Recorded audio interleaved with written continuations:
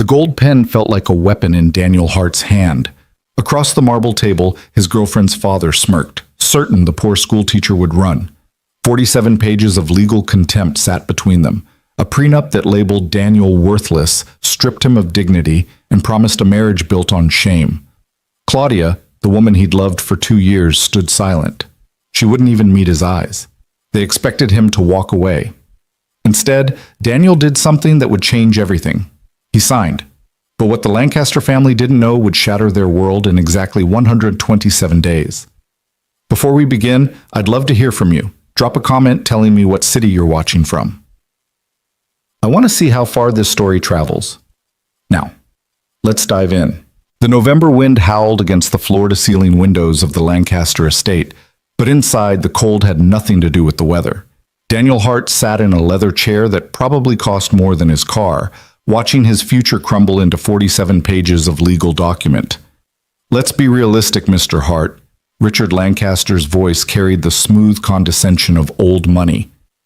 He adjusted his Rolex, a gesture Daniel had learned was Richard's tell when he was about to deliver what he considered a devastating blow. "You're a high school English teacher. You make, what, $48,000 a year?" $47,500, Daniel corrected quietly, his jaw tight. "Even worse." Richard leaned back, fingers steepled.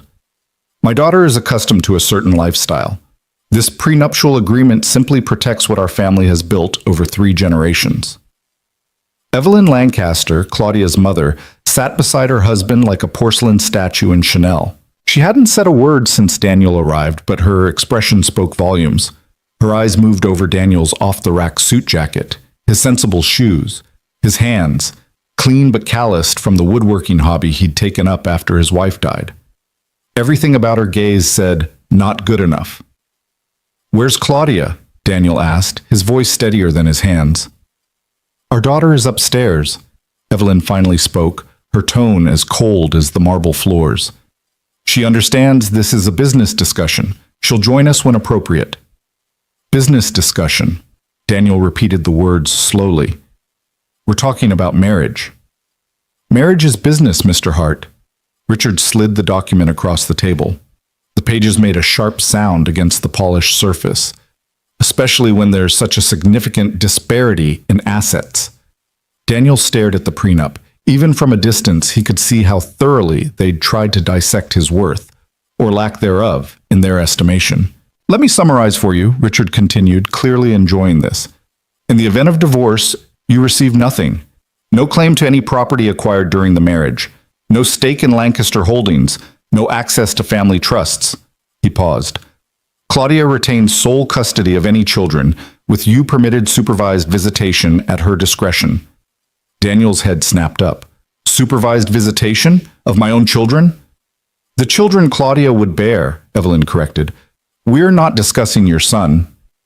The room seemed to tilt. "Excuse me?" "Little..." Evelyn waved her hand vaguely. "What's his name again?"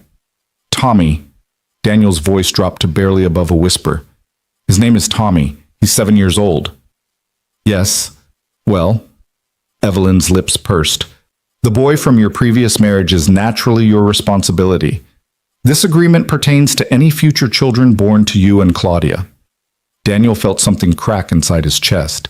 Tommy, his beautiful boy, who still cried sometimes for his mother, who Sarah had loved more than breathing, who Daniel had spent 3 years trying to help heal, reduced to the boy from your previous marriage. "Section 12 is particularly important," Richard went on, oblivious or indifferent to Daniel's reaction. "You agree to maintain separate finances. Your income remains your own, but you contribute 30% toward household expenses." "Wait," Daniel held up a hand. 30% of my income for household expenses in a home I won't own?" "The Lancaster estate will be your primary residence," Richard said smoothly. "We're not unreasonable. 30% is quite fair considering the value of..." "Fair?" Daniel's laugh was sharp and bitter. "You want me to pay rent to live in my own marriage?" "We want you to contribute appropriately," Evelyn interjected. "Surely you don't expect Claudia to support you entirely?" The words hung in the air like poison. Daniel thought of the past 2 years. Meeting Claudia at a fundraiser for childhood cancer research, the one he'd helped organize in Sarah's memory. How Claudia had seemed different from her family, down to earth and genuine, volunteering at the school where he taught, playing with Tommy in the park, wearing jeans and laughing freely. Or had that all been an act? "I'd like to speak to Claudia," Daniel said firmly. "She's given us power of attorney to negotiate. Now."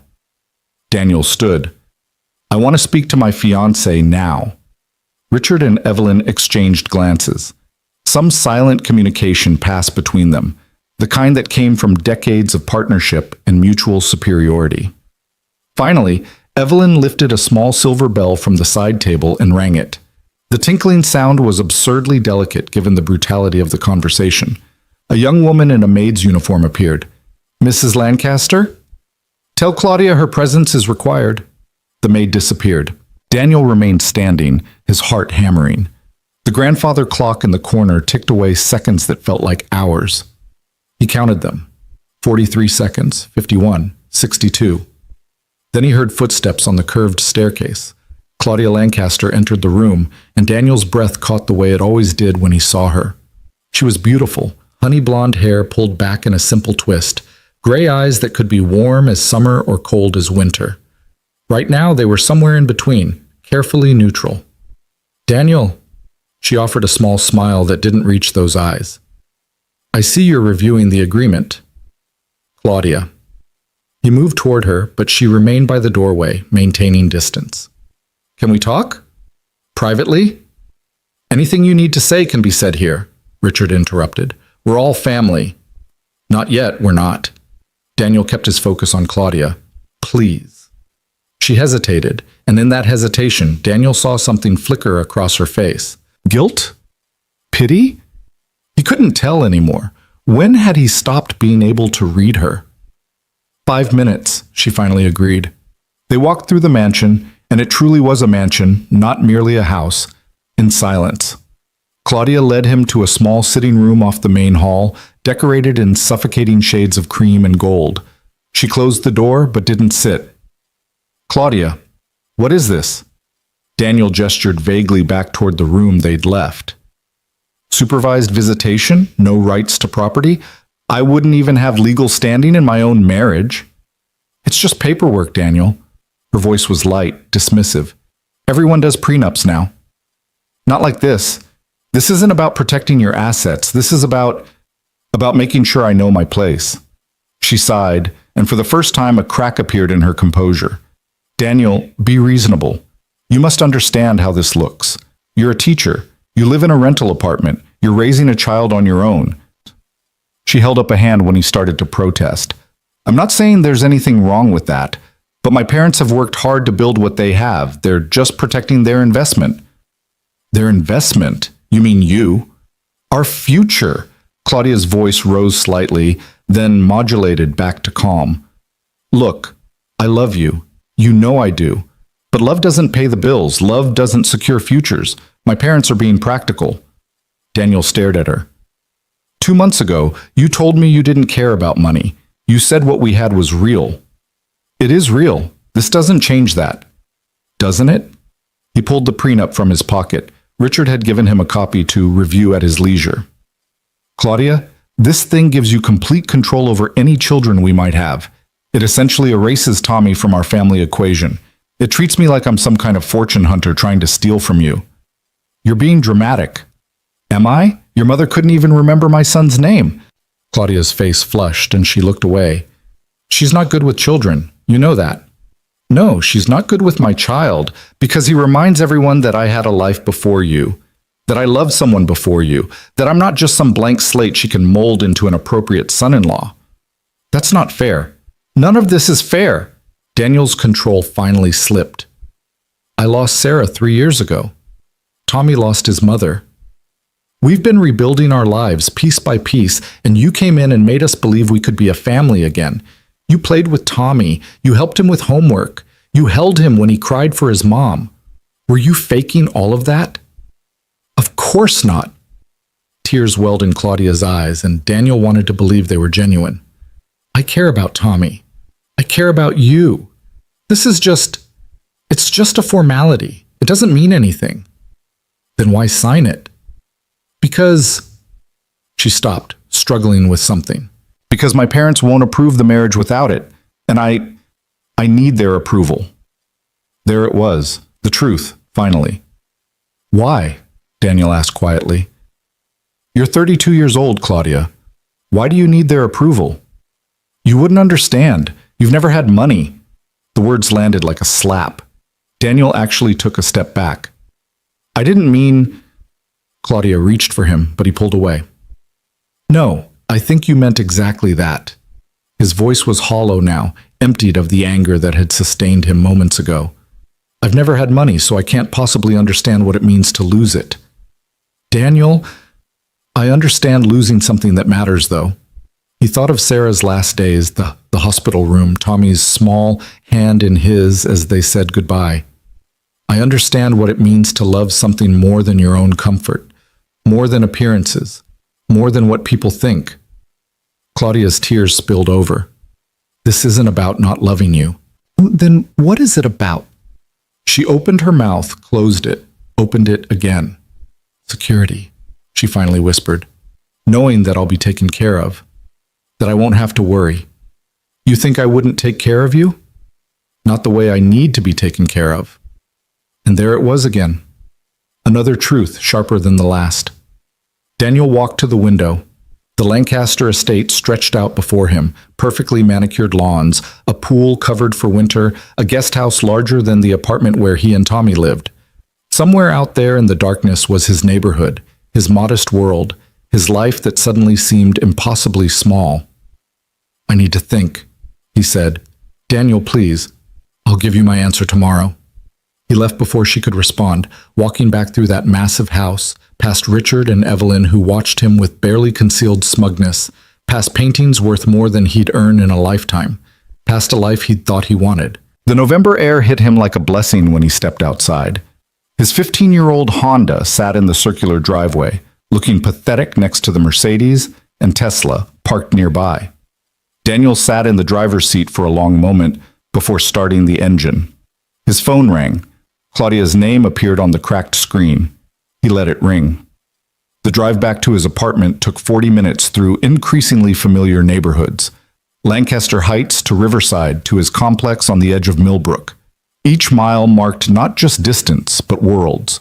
By the time he pulled into his assigned spot, number 42, faded yellow paint on cracked asphalt, he felt like he'd traveled through different dimensions of possibility. The apartment was dark. His neighbor, Mrs. Chen, had been watching Tommy. Daniel could hear his son's laughter through the thin walls before he even put his key in the lock. Daddy!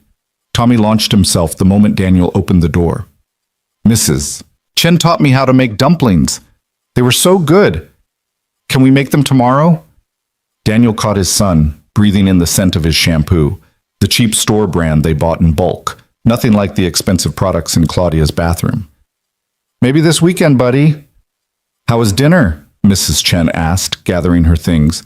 She was a widow in her 70s, had lived in the complex for decades, and treated Tommy like a grandson. Enlightening, Daniel said, the word hollow. Mrs. Chen studied his face with the perception of someone who'd survived plenty of life's harder lessons. She patted his arm. Sometimes the most expensive things cost too much, she said quietly. And I'm not talking about money. After she left, Daniel went through the bedtime routine on autopilot. Bath. Tommy still liked to play with his toy boats, pajamas, superhero-themed, bought on clearance, teeth brushing, fighting over whether 2 minutes was really necessary. Story time, currently working through The Chronicles of Narnia, 1 chapter each night. Dad? Tommy's voice was sleepy as Daniel closed the book. Is Claudia gonna be my new mom? Daniel's chest tightened. Would you want her to be? Tommy considered this with the seriousness of 7-year-olds confronting big questions. She's nice, but she's not mom. No, Daniel agreed softly. She's not. But mom would want us to be happy, right? That's what you always say. Yes, she would. Then if Claudia makes you happy, it's okay. Tommy yawned. Even if she's not mom. Daniel kissed his son's forehead, breathing in the innocence of a child who still believed the world was fundamentally good. Sleep tight, buddy. Love you, Dad? Love you more. In his own bedroom, Daniel sat on the edge of the bed he'd once shared with Sarah and pulled out the prenup. 47 pages, he'd thought earlier. Actually 48. He'd miscounted. He read every word. Section by section, clause by clause, Richard Lancaster's attorneys had built a fortress to protect the Lancaster fortune from Daniel's imagined gold digging. But as Daniel read deeper, he found something else. Loopholes. Assumptions. Protections built on sand because they'd been constructed around the belief that Daniel was exactly who they thought he was. A poor school teacher with nothing to offer. They had no idea. Daniel pulled out his phone and scrolled through his contacts to a name he hadn't called in months. Marcus Brennan, attorney. They'd met through Sarah's cancer treatment. Marcus's wife had been in the same research trial. Both women had lost that fight, bonding their widowed husbands in grief. The phone rang 4 times before Marcus's groggy voice answered. Daniel, do you have any idea what time it is? I need legal advice. It's 11:30 on a Wednesday. I know, I'm sorry, but I need you to look at something. Something in Daniel's voice must have conveyed the urgency. Marcus sighed. Send it over. I'll look at it first thing tomorrow. Thank you. Daniel? Marcus's voice softened. You okay? I don't know yet. After hanging up, Daniel went to his closet and pulled out a box from the top shelf. Inside was a folder he hadn't opened in over a year. Legal documents, letters. A notice from an estate attorney in Seattle. His Uncle James had died 14 months ago. James Hart, the Uncle Daniel had barely known growing up because James had been busy building a tech startup in Silicon Valley. The eccentric uncle who showed up at family holidays with stories from another world. The uncle who'd sent Daniel and Sarah a generous check when they got married with a note. For starting your adventure. And the uncle who'd apparently never forgotten his nephew. Daniel had been so deep in grief when the attorney's letter arrived, so focused on keeping Tommy afloat, that he'd barely registered the contents. He'd signed the papers, filed them away, and continued surviving. Now he read the words carefully. The full inheritance to be transferred to Daniel Hart upon his 35th birthday, as per James Hart's wishes. Total estate value, approximately $10.3 million, including stock holdings, real estate, and liquid assets. His 35th birthday, which was in 127 days. Daniel sat in his quiet apartment, listening to the hum of the refrigerator and the distant sound of traffic, and began to smile. It wasn't a happy smile. It was the smile of someone seeing a path through darkness, a way to answer questions he hadn't known he needed to ask. About Claudia, about the Lancasters, about what people revealed when they thought you had nothing. He picked up his phone and texted Claudia. I'll sign it, tomorrow, 9 a.m. Her response came within seconds. Really? Oh, thank God. I knew you'd understand. I love you. Daniel stared at those 3 words. I love you. Did she? Or did she love the version of him she'd constructed, the grateful poor man who'd be lucky to marry up, the man who'd know his place, contribute his 30%, and never forget he was an intruder in her world? There was only one way to find out. He'd sign their prenup. He'd marry Claudia Lancaster, and for the next 127 days he'd watch carefully. He'd see who she really was when she thought she'd won, when she thought he was locked in, unable to leave, dependent on her family's goodwill. And then, on his 35th birthday, when the inheritance transferred and the balance of power shifted so dramatically they'd never see it coming, Daniel would discover the truth. Would Claudia stand by him then? Would she be the woman he'd fallen in love with, the one who'd seemed to value kindness over net worth? Or would she reveal herself as exactly what her parents had raised, someone who measured human worth in dollar signs? Daniel sent one more text, this time to Marcus. Never mind waiting. I'm signing it, but I need you to do something for me first. Marcus. Name it. Find out everything you can about post-nuptial agreements, specifically about modifying or voiding prenups signed under false pretenses. Marcus. Daniel, what are you planning? An experiment in human nature. That's cryptic as hell. I'll explain after the wedding. Just be ready. Daniel turned off his phone and sat in the darkness of his bedroom. Through the wall, he could hear Tommy's soft snoring. His son, sleeping peacefully, trusting that his father would make the right choices, would keep them safe, would find a way to build a life worth living. Sarah, Daniel whispered to the darkness, to the ghost of the woman who'd taught him what real love looked like. I hope I'm not making a huge mistake. The silence offered no answers, but somewhere in his chest, beneath the hurt and anger and disappointment, Daniel felt something else stirring. Purpose, determination, a fierce need to know the truth, whatever it cost him. He'd sign their prenup, he'd play their game, and when the time came, he'd see exactly what kind of people he was dealing with. The clock on his nightstand clicked over to midnight, Thursday. One day closer to the wedding. One day closer to knowing whether the woman he loved was real or just another beautiful lie wrapped in designer clothes and family money. Daniel lay back and closed his eyes, but sleep wouldn't come. His mind kept circling back to that moment in the Lancaster mansion, to Claudia's tears, to her words. I need their approval. More than she needed him, apparently. More than she needed integrity, more than she needed to be the kind of person who'd stand up for what was right. But maybe, and this was the hope he couldn't quite kill, maybe she'd surprise him. Maybe over the course of their marriage, she'd show him that the woman he'd fallen in love with was still there, buried under years of Lancaster conditioning. Maybe she'd choose him, choose Tommy, choose the life they could build together over the life her parents had planned. And if she didn't? Well, Daniel had already survived losing everything once.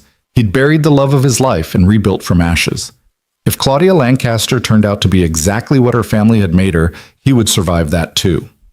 But he wouldn't survive it quietly, and he wouldn't survive it without making sure everyone knew exactly who these people were. 127 days. That's how long he'd wait to see the truth. That's how long Claudia had to prove she was worth fighting for. And if Daniel was honest with himself in the darkness of his bedroom, listening to his son breathe and feeling the weight of tomorrow's decision pressing down on his chest, he wasn't sure which outcome he was hoping for anymore. He wanted to believe in her. God, he wanted to believe. But wanting and knowing were two different things. So he'd wait. He'd watch. He'd sign their contract and play their game and see what kind of person emerged when they thought they'd won. Because sometimes the only way to see someone's true character was to give them exactly what they thought they wanted. And sometimes the best revenge was simply letting people reveal themselves. The prenup sat on his nightstand, 48 pages of legal contempt. Tomorrow, he'd sign it. Tomorrow, he'd agree to be less than equal in his own marriage.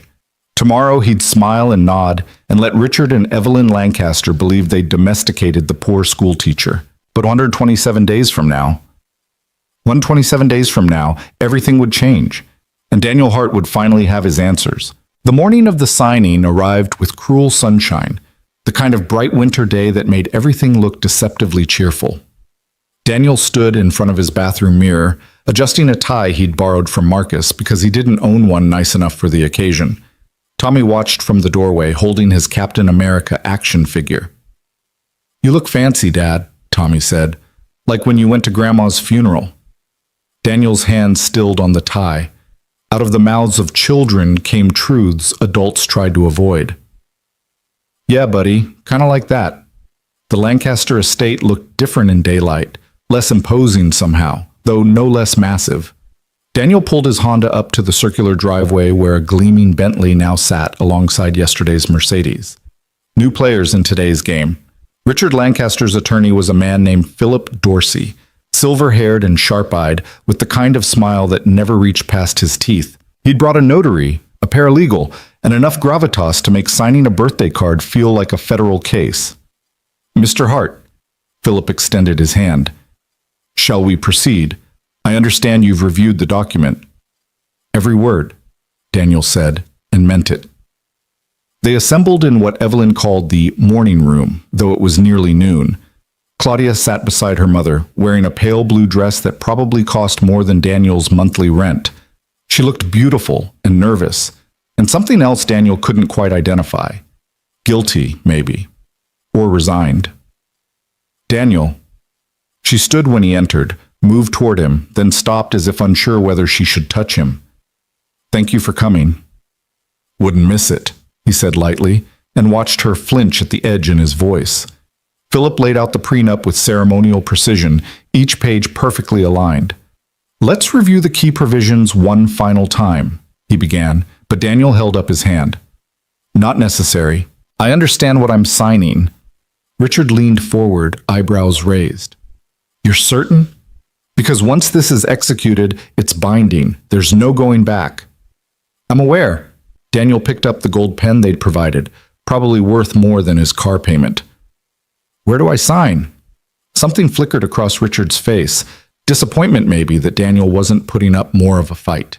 People like Richard enjoyed the conquest more than the victory.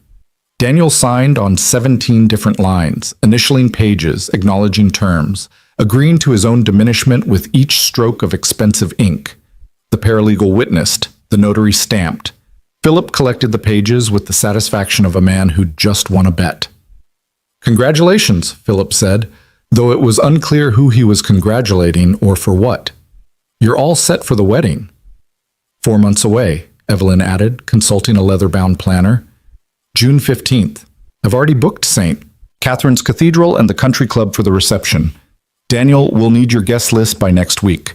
Keep it under 30 people, please. Our side is already at 200. Daniel felt that familiar tightness in his chest. 30 people. It's a generous allowance, Richard said, given the circumstances. Given that Daniel was poor, he meant. Given that Daniel's people didn't matter. My son will be there, Daniel said quietly. In the wedding party. Silence fell like a guillotine blade. The child from your first marriage? Evelyn's voice could have frosted glass. Daniel, surely you understand that's inappropriate. This is Claudia's day. Having a child from a previous relationship in the wedding party would be... He's 7 years old, Daniel interrupted, his voice harder now. His name is Tommy, and he'll be my best man or I won't be there at all. Claudia touched her mother's arm. It's fine, Mother. Tommy can be there. Claudia, really? I said it's fine. Claudia's voice carried an uncharacteristic edge. He's going to be my stepson. He should be part of the ceremony. It was a small victory, and it shouldn't have felt like pulling teeth, but Daniel took it. He'd learned in his 3 years of single parenthood to celebrate the small wins because they were often all you got. The meeting dissolved after that, Richard and Philip retreating to discuss business, Evelyn disappearing to make phone calls about flower arrangements. Claudia walked Daniel to his car, her heels clicking on the stone driveway. That wasn't so bad, was it? She asked, trying for lightness. Daniel turned to face her. Claudia, your mother wanted to exclude my son from our wedding. She's just old-fashioned about these things. Old-fashioned or just cruel? Claudia's face hardened. That's not fair. You're being oversensitive. Am I? Tell me something. When we get married, where will Tommy fit in this family? He'll fit fine. He'll have his own room in the East Wing. The East Wing? Daniel laughed, the sound sharp. Claudia, he's a 7-year-old boy, not a distant relative you're warehousing. He needs to be near us. Near me. The master suite is in the West Wing. The East Wing is right across the hall. Across a hall that's probably 50 feet wide in a house where he'll be terrified to leave his room at night. Daniel ran his hand through his hair. Do you hear yourself? You're talking about him like he's a piece of furniture we need to find space for. I'm trying to make this work. Claudia's voice rose. Do you think this is easy for me? Trying to balance what my parents want with what you need? Trying to figure out how to be a stepmother when I've never even been around children? You've been around Tommy for 2 years. That's different. That was dating. This is marriage. This is real life. Daniel stared at her, something cold settling in his stomach. What exactly did you think dating was? Practice? A trial run where nothing counted? That's not what I meant. Then what did you mean, Claudia? Because from where I'm standing, it sounds like you're saying the person you were for the past 2 years was just an act. Her eyes filled with tears, and Daniel wanted to feel sympathy, wanted to be moved by them, but something had shifted in him since last night. Some protective barrier had gone up, and her tears couldn't penetrate it. I love you, she whispered. Doesn't that count for something? I don't know anymore, Daniel said honestly. I really don't know. He drove away before she could respond, watching in his rearview mirror as she stood in that massive driveway, small and alone despite being surrounded by wealth. For just a moment, he felt a flicker of the old sympathy, the old desire to protect her. Then he remembered her mother forgetting Tommy's name, remembered the prenup in his glove compartment, remembered that Claudia had stood silent while her father stripped Daniel of dignity. Some things, Sarah had once told him, couldn't be loved away. Some problems weren't fixed by wanting them to be different. The months before the wedding passed in a strange blur of planning sessions Daniel wasn't invited to, and decisions made without his input. Claudia would call him with updates. The flowers would be white roses and peonies. The cake would be 6 tiers. The menu had been selected by a consultant who'd worked with 3 royal families. "Do I get to taste the cake at least?" Daniel had asked during one of these calls. A pause. "I hadn't thought of that. I suppose we could arrange something." "Most couples do that together, Claudia." "Yes, but most couples aren't planning a wedding of this scale. Mother has a system." Mother had a system. Mother had opinions. Mother had taken over completely, and Claudia had let her, and Daniel watched his own wedding plans unfold as if he were a stranger reading about someone else's life. Tommy noticed, of course. Children always did. "Is Claudia mad at us?" he asked one night during dinner. Spaghetti from a jar, nothing fancy, in their small kitchen where the cabinet door still stuck and the faucet still dripped, no matter how many times Daniel tried to fix it. "Nobody. Why would you think that?" "She doesn't come over anymore. And when she calls, you look sad." Daniel set down his fork. "Claudia's just busy planning the wedding." Grandma Sarah used to say that being too busy was sometimes just another way of saying something wasn't important enough. Tommy twirled spaghetti thoughtfully. "I heard her tell you that once when you were working too much." The accuracy of the memory, the perfect preservation of Sarah's wisdom in their son's words, made Daniel's throat tight. "Your mom was a smart lady." "The smartest," Tommy agreed. "Do you think she'd like Claudia?" It was the question Daniel had been avoiding for months. He thought about it now, really thought about it. Sarah with her fierce love and fiercer standards. Sarah who'd volunteered at homeless shelters and argued with hospital administrators about patient rights, and once punched a guy who'd been rude to a waitress. Sarah, who'd measured people by their kindness, not their bank accounts. "I think," Daniel said carefully, "your mom would want to make sure Claudia was good to us. Good to you especially." "Is she?" Tommy asked. "Good to us?" "I'm trying to figure that out, buddy." The wedding date crept closer. Daniel moved through the preparations like an actor in someone else's play, saying his lines, hitting his marks, waiting for the final curtain. He attended exactly 3 planning sessions, each one more surreal than the last. At the first, Evelyn presented him with a list of appropriate readings for the ceremony. Nothing too emotional, nothing too religious, nothing that might make the guests uncomfortable. "What about 1 Corinthians?" Daniel suggested. "The love is patient, love is kind passage." Evelyn wrinkled her nose. "So pedestrian, everyone uses that one. Because it's beautiful. Because it's common." She slid another list across the table. "I've selected 3 options from classical literature, much more sophisticated." Daniel glanced at the options. He didn't recognize any of them. "Claudia, what do you think?" His fiancée looked up from her phone where she'd been scrolling through something for the past 15 minutes. "Whatever mother thinks is best." At the second session, they discussed the wedding party. Daniel's 30-person guest limit had been reduced to 25 because Evelyn had found room for additional country club members. His request to have Marcus as his best man, with Tommy as junior best man, was met with concern. 2 best men is unusual, Philip Dorsey noted. He seemed to be at every planning session, which struck Daniel as odd for an attorney. "Marcus is my closest friend. Tommy is my son. They're both standing up there."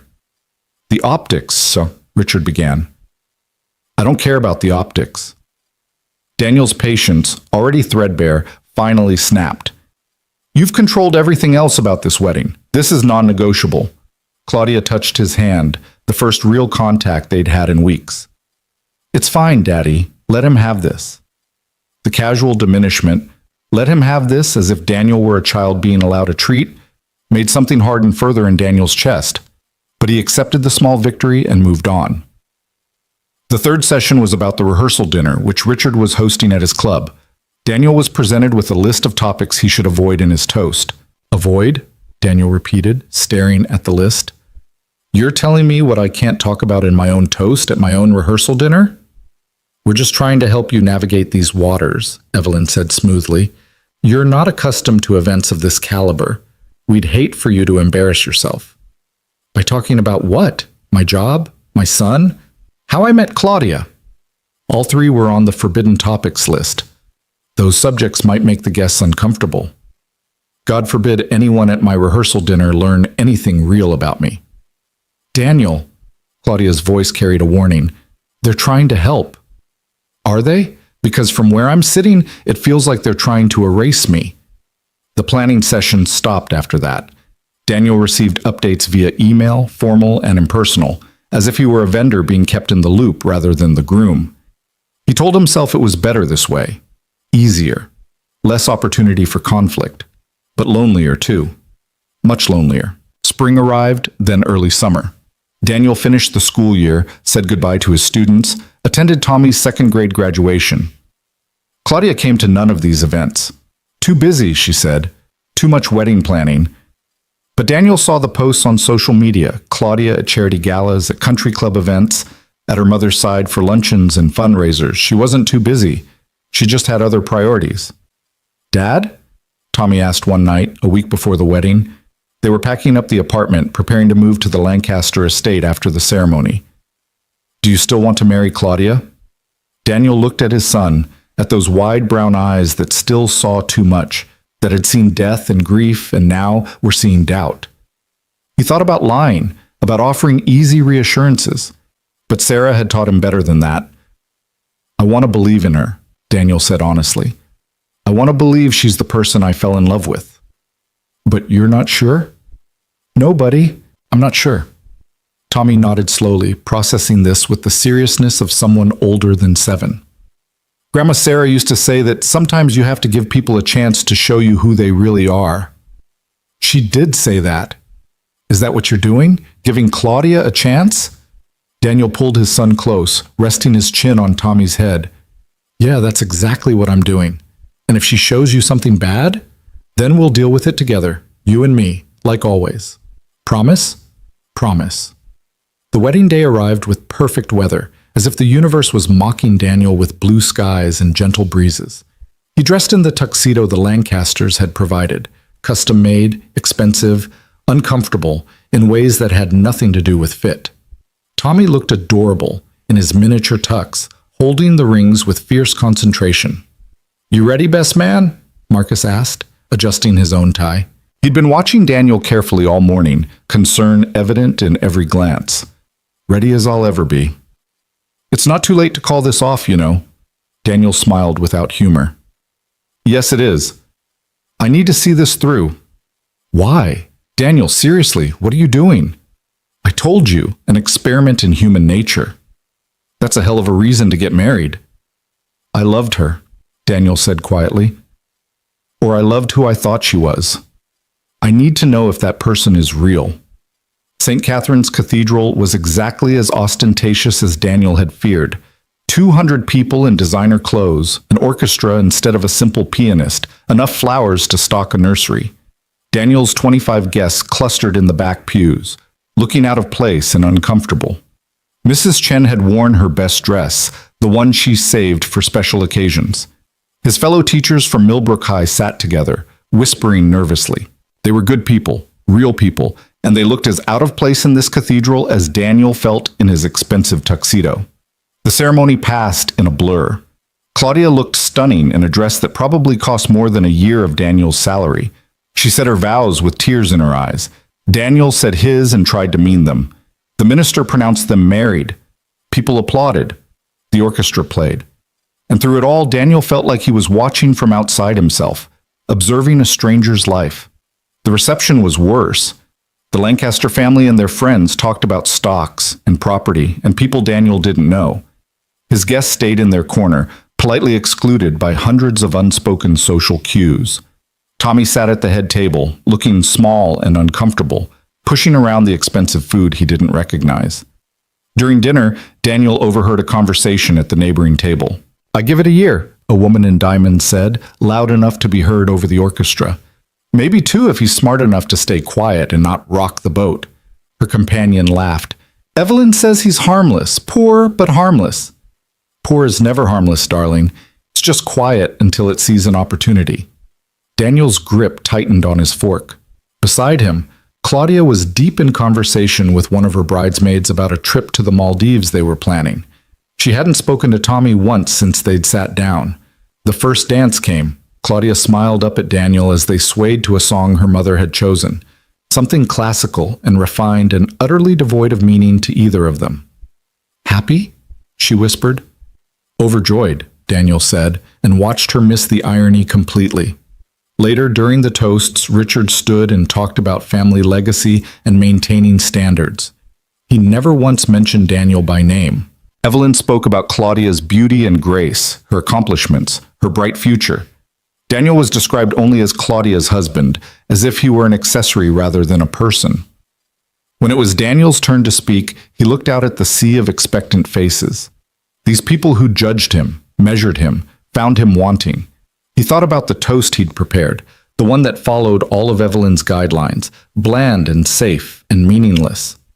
Then he looked at Tommy, sitting beside Marcus, both of them watching him with concern and support. "I met Claudia 2 years ago at a fundraiser for childhood cancer research," Daniel began, going off script immediately. "A fundraiser I'd organized in memory of my first wife, Sarah, who died of cancer 3 years ago. Claudia volunteered to help. She spent weeks working with me, with my son Tommy, helping us through that event. She was kind. She was real. She saw us as people worth her time, not because of what we had, but because of who we were."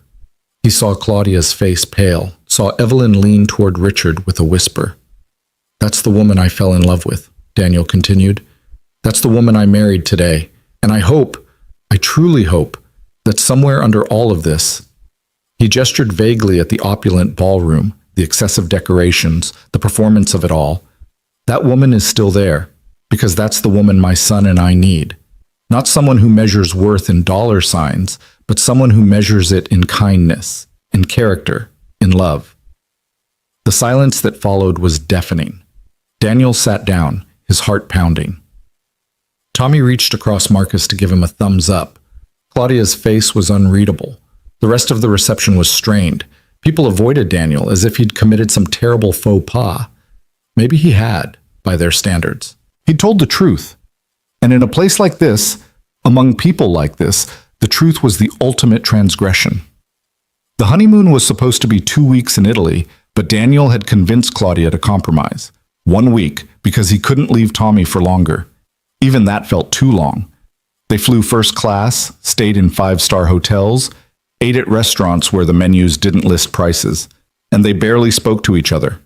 Claudia seemed determined to pretend everything was normal, snapping photos for social media, buying designer clothes, acting like they were any happy newlywed couple. Daniel played along, but the distance between them grew with every passing day. On their third night in a hotel room that probably cost more per night than Daniel's monthly salary used to be, Claudia finally confronted him. "You embarrassed me," she said. "At the reception, your toast."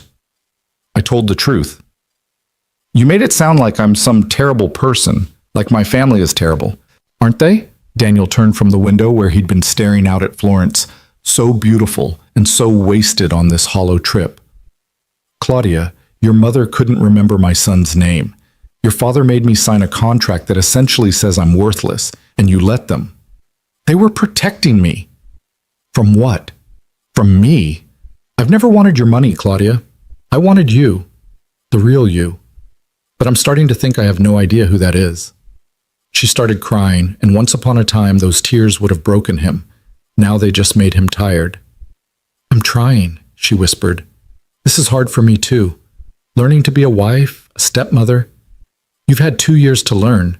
You haven't spent time with Tommy in months. I've been busy." "Stop." Daniel held up his hand. "Stop hiding behind being busy. You made a choice, Claudia. You chose wedding planning over building a relationship with my son. You chose your mother's approval over standing up for what was right. You chose appearances over reality, and I need you to own that. You're being unfair. I'm being honest. There's a difference." They cut the honeymoon short after that, flying home in silence, sitting in separate seats that felt like opposite sides of a canyon. When they arrived at the Lancaster estate, his new home, though it would never feel like home, Tommy ran out to greet them. "Dad, I missed you!" His son crashed into him and Daniel held on tight, breathing in the familiar scent of child shampoo and sunshine. "Missed you too, buddy. So much." Tommy pulled back, smiling up at Claudia. "Hi, Claudia. How was Italy?" "It was lovely," she said, her voice brittle. "Very educational." She walked past them into the house without another word. Tommy looked up at Daniel, confused. "Did I do something wrong?" "No, buddy, you did everything right." Living at the Lancaster estate was exactly as uncomfortable as Daniel had anticipated. His and Tommy's rooms were indeed in the east wing, separated from Claudia's master suite by what felt like miles of marble hallway. Tommy was afraid at night in the massive house, the creaks and echoes of a building too large to feel safe. "Can I sleep in your room?" Tommy asked the third night, standing in Daniel's doorway with his pillow. "Of course." Daniel moved over, making room. Tommy climbed in, curling against his side. "I don't like it here, Dad." "I know. When can we go home?" Daniel looked around the guest room that was supposed to be his now, at the expensive furniture and designer curtains and utter lack of warmth. "I don't know, buddy." Claudia withdrew further into her mother's world. She spent her days at the club, her evenings at charity events. She came home late, left early, and when she was around, she treated Daniel and Tommy like inconvenient house guests. 2 months into the marriage, Daniel was grading papers in the estate's library. He'd started teaching summer school, desperate for something normal, something that felt like his real life, when he heard voices from the adjacent sitting room. Claudia was on the phone, her voice carrying through the open doorway. "No, I know, I should have listened to you. You were right." A pause. "It's harder than I thought. The boy is always around, and Daniel expects me to, I don't know, play mother or something." Another pause, then a laugh. "God, no, I'm not cut out for this, but what was I supposed to do? Daniel seemed so safe, you know? A nice guy, a teacher. I thought it would be easy, stable." Daniel's hands stilled on the papers he was grading. "Right, exactly," Claudia continued. "And now I'm stuck in this marriage with a man who barely makes any money and his damaged kid who cries for his dead mother. Mother keeps asking when we're going to have a baby. And honestly, the thought of bringing a child into this mess..." She stopped herself. "Anyway, I just needed to vent. Thanks for listening." Daniel sat frozen as the conversation ended and Claudia's footsteps retreated toward her wing of the house. His damaged kid. Barely makes any money. A nice guy. A teacher. Said with such contempt. He thought about his inheritance sitting in Seattle, gaining interest, waiting for his 35th birthday now just 2 months away. He thought about the prenup in his file at Marcus's office. He thought about Tommy, sleeping poorly every night in this mausoleum, missing their small apartment where the faucet dripped and the cabinet stuck but everything felt like home. And Daniel realized that the experiment was over. He had his answer. Claudia was exactly what the prenup had revealed her family to be. People who measured worth in net worth, who saw kindness as weakness, who would never value what really mattered. But he'd given his word. 127 days, he'd promised himself. Time to see the truth. He had 61 days left. 61 days until his birthday, until the inheritance transferred, until the power dynamic shifted so completely that none of them would see it coming. He could survive 61 more days. For Tommy, for his own peace of mind, for the closure of knowing he'd given this marriage every possible chance. So Daniel went back to grading papers, marking essays about summer vacation and first crushes, surrounded by wealth he didn't want in a house that wasn't home, married to a woman he no longer loved. And he counted down the days until his birthday like a prisoner marking time on a cell wall. 61 days until freedom. 61 days until truth. 61 days until Daniel Hart finally showed the Lancaster family exactly who they'd underestimated. The countdown became Daniel's secret ritual. Each morning, he'd mark another day off the calendar hidden in his desk drawer at school. 60 days. 59. 58. The numbers ticked down with mechanical precision while his marriage crumbled with organic chaos. Claudia stopped pretending entirely after the phone conversation Daniel had overheard. She moved through the estate like they were strangers sharing a hotel, polite when necessary, absent when possible. Dinners became silent affairs when they happened at all. Most nights she ate at her parents' or claimed previous commitments that never included Daniel or Tommy. "Is Claudia sick?" Tommy asked one evening as they ate takeout pizza in Daniel's room. Their room now, really, since Tommy had given up on sleeping alone in the massive East Wing. "She never wants to hang out anymore." Daniel thought about lying, about making excuses, but Sarah's voice echoed in his mind. Protect him from cruelty, but don't lie about reality. He needs to learn to see people clearly. "Claudia is having a hard time adjusting to being married," Daniel said carefully. "Sometimes grown-ups make choices that hurt other people without meaning to." "Does she not like us?" The question pierced Daniel's chest like a blade. "I think Claudia likes the idea of us more than the reality of us." Tommy considered this with his characteristic seriousness. "That's sad." "Yeah, buddy, it is." "Are we going to leave?" "Soon," Daniel promised. "Very soon." 47 days before Daniel's birthday, Claudia made an announcement over one of their rare shared breakfasts. Daniel had come down to find her in the morning room, a space so formal that even the sunlight seemed to enter apologetically, picking at a croissant while scrolling through her phone. "I have news," she said without looking up. "I'm pregnant." Daniel's coffee mug stopped halfway to his lips. "What?" "Pregnant. About 6 weeks along. I saw the doctor yesterday." Her tone was flat, as if she were reporting the weather or commenting on stock prices. 6 weeks? Claudia, that's... Daniel did the math. "That's from our honeymoon." "Apparently." She finally looked at him, and her eyes were empty of the joy that should have accompanied such news. "Mother is thrilled, of course. She's already planning the nursery." "The nursery." Daniel set down his mug carefully. "Don't you think we should plan that together?" "Why? You have such strong opinions about interior design?" The sarcasm was new, sharp, and cutting. "I have strong opinions about our child, yes." "Your child is upstairs sleeping. This one is mine." She stood, brushing croissant crumbs from her designer loungewear. "The prenup is very clear about that." Daniel felt the words like a physical blow. "So that's how this is going to be? You're already weaponizing a child that hasn't even been born yet?" "I'm protecting my interests. Isn't that what you do?" She paused at the doorway. He cut. "Oh, wait. You don't have any interest to protect. I forgot." She left before Daniel could respond. He sat alone in the morning room, surrounded by expensive furniture and crushing silence, and felt something inside him turn to ice. This was it. The final proof. Claudia wasn't going to change. She wasn't going to become the woman he'd thought she was. She was going to use their unborn child as another tool in her family's arsenal of control and contempt. 47 days. He just had to survive 47 more days. That evening, Daniel called Marcus from the privacy of his car, parked in the far corner of the estate's grounds where no one would overhear. "She's pregnant," Daniel said without preamble. Marcus swore softly. "And let me guess, she's already making it clear the kid belongs to her? Reference the prenup within 2 minutes of telling me. Daniel, you need to get out of there. File for divorce now before—" "No." Daniel's voice was firm. 47 more days. I need to see this through." "Why?"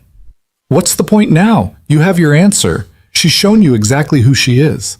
"Because if I leave now, she'll paint me as the villain. The poor teacher who married up, got her pregnant, and abandoned her. Her family's lawyers will destroy me, and I'll lose any chance of being in my child's life." Daniel leaned his head against the steering wheel. "But if I wait until my birthday, until the inheritance transfers, everything changes. Suddenly I'm not the fortune hunter. Suddenly, I'm the man who had money all along and chose to see what kind of person she really was. That's one hell of a gamble, brother. It's all I've got." The next weeks were a masterclass in psychological warfare.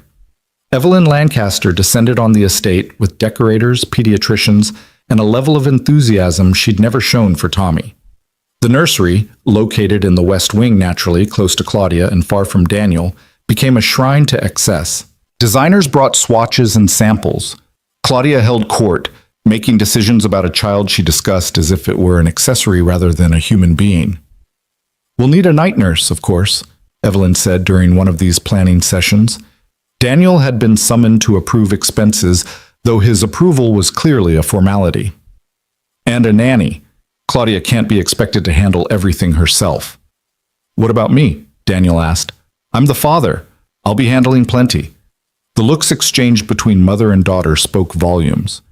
You'll be teaching, Claudia said dismissively. Someone needs to contribute financially, after all. The irony was so thick, Daniel could have choked on it. In 42 days, he'd have more money than Claudia could spend in a lifetime, and she was lecturing him about financial contribution. Right, he said mildly.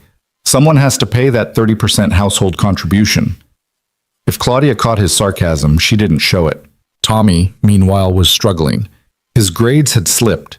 His teacher at the summer program called to express concern. Daniel found him crying in bed one night, muffling the sound in his pillow. Hey, hey! Daniel gathered his son close. What's wrong? I miss our old apartment, Tommy sobbed. I miss our kitchen and our TV and my room, where I could hear you in the next room. I miss feeling safe. I know, buddy, I know. And now there's going to be a new baby, and Claudia will love it, and she doesn't even love me. Stop. Daniel pulled back to look Tommy in the eye. That baby will be your brother or sister, and you're going to be an amazing big brother. But Claudia's feelings, or lack of them, those aren't your fault. You understand me? You're perfect exactly as you are. Then why doesn't she like me? It was the question Daniel couldn't answer without destroying whatever innocence Tommy had left. So instead, he held his son and let him cry, and promised himself that in 40 days he'd make this right. Somehow, he'd make this right. 35 days before Daniel's birthday, Claudia hosted a garden party to announce the pregnancy formally. 200 guests, champagne, and hors d'oeuvres, a string quartet playing softly. Daniel stood beside his wife, playing the role of supportive husband while inside. He counted minutes until he could escape. He was getting good at performing. Smile here, nod there, accept congratulations from people who'd never bothered to learn his name. He'd become a prop in the Lancaster family theater, and the role was exhausting. Daniel! A voice cut through the crowd. He turned to see Jennifer Morrison, one of the few genuine friends Claudia had made in college, someone she'd gradually distanced herself from as she'd climbed back into her parents' world. I didn't know you'd be here. I'm the father, Daniel said dryly. Seemed appropriate. Jennifer laughed, but her eyes were sad. How are you really? Surviving. That bad? She glanced toward Claudia, who was holding court near the fountain with her mother and a cluster of society women. She's changed, hasn't she, since the wedding? Since before the wedding, actually. Jennifer touched his arm lightly. For what it's worth, I like the old Claudia better. The one who volunteered at shelters and didn't care about designer labels. The one who seemed real. Me too, Daniel admitted. I liked her a lot. What happened to her? She remembered where she came from and decided that's all that mattered. Later that evening, after the guests had left and the caterers had cleaned up, Daniel found Claudia in the nursery. She was standing in the center of the room, one hand on her still flat stomach, surrounded by luxury goods for a child who didn't yet exist. The party went well, Daniel offered. Mother was pleased. Claudia didn't turn around. That's what matters. Is it? Is that really all that matters? She turned then, and something in her face was different, harder, colder.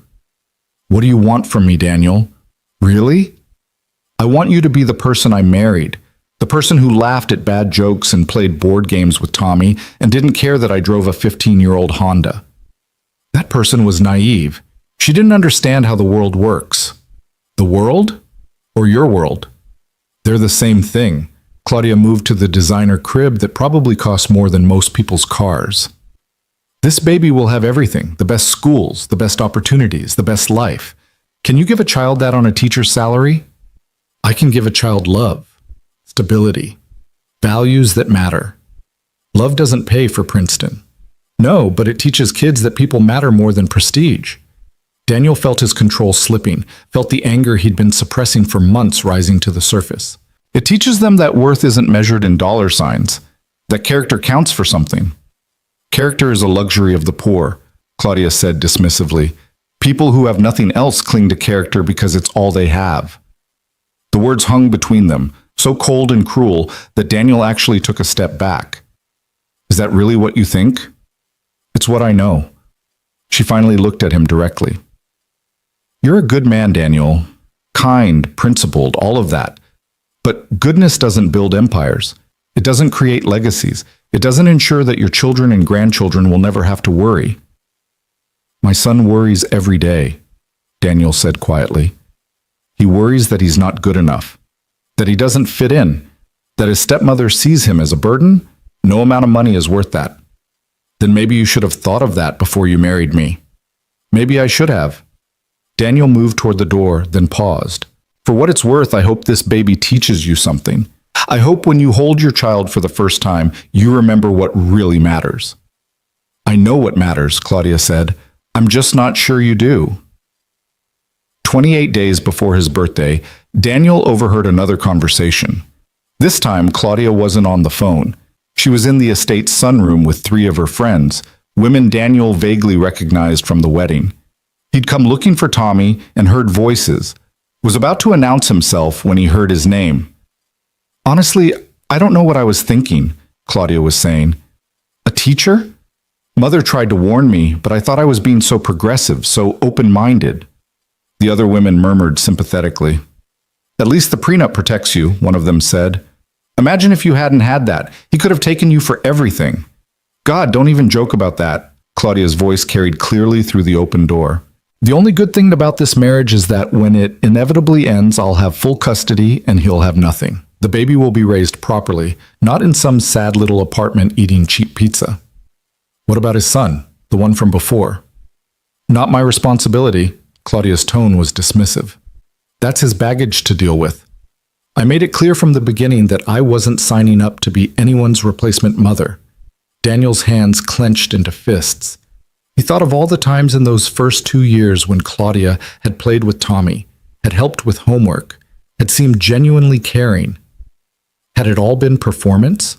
Had she been auditioning for the role of wife while planning to discard the inconvenient parts once she'd secured the position? So what are you going to do? Another friend asked. You can't stay married to him forever. I'll wait until after the baby is born. Let him bond a little, just enough that losing custody really hurts. Then I'll file for divorce, cite irreconcilable differences, and let Daddy's lawyers handle the rest. She paused, and Daniel could hear the smile in her voice. He'll be teaching high school for the rest of his life, sending child support checks he can barely afford, while my child grows up with every advantage. It's almost poetic. You've become so ruthless, one of the friends said admiringly. I love it. I've become practical, Claudia corrected. There's a difference. Daniel walked away before he heard more, his heart pounding with rage, and something else. Relief, maybe. Because now he knew beyond any doubt. Now there was no room for hope, no space for what-ifs. Claudia had revealed herself completely, and she was exactly as cruel as her family had raised her to be. 28 days. He could survive 28 more days. He found Tommy in the library, reading one of the Harry Potter books Sarah had loved. His son looked up, and something in Daniel's face must have shown because Tommy's eyes widened. Dad, what's wrong? Daniel sat beside his son, pulling him close. Nothing's wrong. I just wanted to tell you something. Okay. In a few weeks, things are going to change. Change in a big way. Daniel chose his words carefully. And when they do, I need you to trust me. Can you do that? I always trust you. I know, buddy, but this time it's really important. Daniel kissed the top of Tommy's head. No matter what happens, no matter what anyone says, remember that you and I are a team. Always have been, always will be. Are we leaving? Hope crept into Tommy's voice. Soon, very soon. Good. Tommy leaned against his father. I want to go home. Me too, buddy, me too. The final weeks crawled by with agonizing slowness. Daniel went through the motions of his life. Taught his summer classes, graded papers, attended the occasional dinner with Claudia when appearances demanded it. He watched his wife grow more confident, more dismissive, more convinced of her complete control. Evelyn and Richard treated him with increasing contempt now that Claudia was pregnant and the Lancaster legacy was secure. They'd gotten what they wanted, a grandchild with their daughter's DNA and complete control. Daniel was just the sperm donor who'd inconveniently stuck around. "We've been discussing something," Richard said one evening over dinner. Claudia had insisted Daniel attend this particular meal, though she hadn't explained why. "Your teaching salary, inadequate as it is, does contribute to the household expenses per the prenuptial agreement. However, now that Claudia is pregnant, we think it's time you considered a career change." Daniel set down his fork carefully. "A career change. I have a position available at one of my companies," Richard continued. "Middle management, paper pushing mostly, but it pays significantly better than education. You'd be home earlier, could help more with the baby." "Help more?" Daniel repeated. "I'm the father. I plan to be very involved." Of course, Richard waved his hand dismissively. "But let's be realistic. Claudia and the nanny will handle the bulk of childcare. We're simply suggesting you make yourself more useful financially. And work for you. It would be a family business." Evelyn's smile was cold. "Isn't that nice? Keeping everything in the family?" Daniel understood the play immediately. Get him working for Lancaster Holdings, make him dependent on their paycheck, ensure he could never leave without losing everything. It was control masquerading as generosity. "I'll think about it," Daniel said, knowing he'd be gone before they could pressure him further. "Don't think too long," Richard said. "The position won't stay open forever." 10 days before Daniel's birthday, Marcus called with news. "I've been doing research on your situation," Marcus said. "That prenup has some interesting loopholes." "Such as?" "It was written under the assumption you had no assets. But if you had assets before the marriage that were simply undisclosed, assets that you were legally entitled to but hadn't yet received, then the prenup was signed under false pretenses. The inheritance wasn't mine yet. Uncle James's will specified my 35th birthday. But the will existed before your marriage. You were the named beneficiary before you signed the prenup. A good lawyer could argue the Lancasters should have asked about future inheritances, that the failure to disclose was their oversight, not your deception. So the prenup might not hold? It might not, especially combined with evidence that you've been a present father, that you've attempted to bond with the child, that Claudia has been the one creating distance." Marcus paused. "Daniel, if you play this right, you might actually get joint custody, maybe more. I don't want more. I just want to be in my child's life. And I want Tommy protected. Then we need to document everything, every interaction, every dismissal, every time Claudia or her parents treat Tommy as less than. You'll need witnesses." "I have witnesses." Daniel thought of Mrs. Chen, of his fellow teachers, of Jennifer Morrison who'd seen Claudia's transformation. "I have plenty of witnesses." 5 days before his birthday, Daniel received a call from the estate attorney in Seattle, the one who'd handled Uncle James's will. "Mr. Hart, I'm calling to confirm the transfer date. Your 35th birthday is December 10th, correct?" "Correct. And you'd like the funds transferred to the account we discussed?" Daniel had opened a new account months ago, one the Lancasters knew nothing about. "Yes, all of it." "Very good. The transfer will complete at midnight on your birthday. You should have full access by morning." The attorney paused. "Mr. Hart, if I may, your uncle would be very pleased to know this money is going to someone who values people over profit. He spoke of you often." "I wish I'd known him better." "He knew you well enough, said you had your mother's heart and your father's spine, said that combination would take you far." After the call, Daniel sat in his car in the school parking lot and let himself feel it, all of it. The anger at Claudia's betrayal, the grief for the marriage that had never really existed, the fear for his unborn child, the protective fury for Tommy, who'd been treated as disposable by people who should have welcomed him, but also the hope, the fierce, burning hope that in 5 days he'd have the power to change everything. 4 days before his birthday, Claudia made an announcement at dinner. "I've decided on a name," she said, one hand resting on her barely visible baby bump. "If it's a girl, Evelyn Grace Lancaster. If it's a boy, Richard James Lancaster." Daniel stared at her. "You've decided? Don't I get a say? Do you have better suggestions? How about we discuss it together, like parents?" "I am the parent," Claudia said coldly. "You're just the father. There's a difference." Evelyn smiled approvingly. Such beautiful names, darling. Very appropriate. Daniel pushed back from the table. I need air. He walked the grounds of the estate, this massive property that had never felt like home, and called Marcus again. 3 more days, Marcus said before Daniel could speak. You can do 3 more days.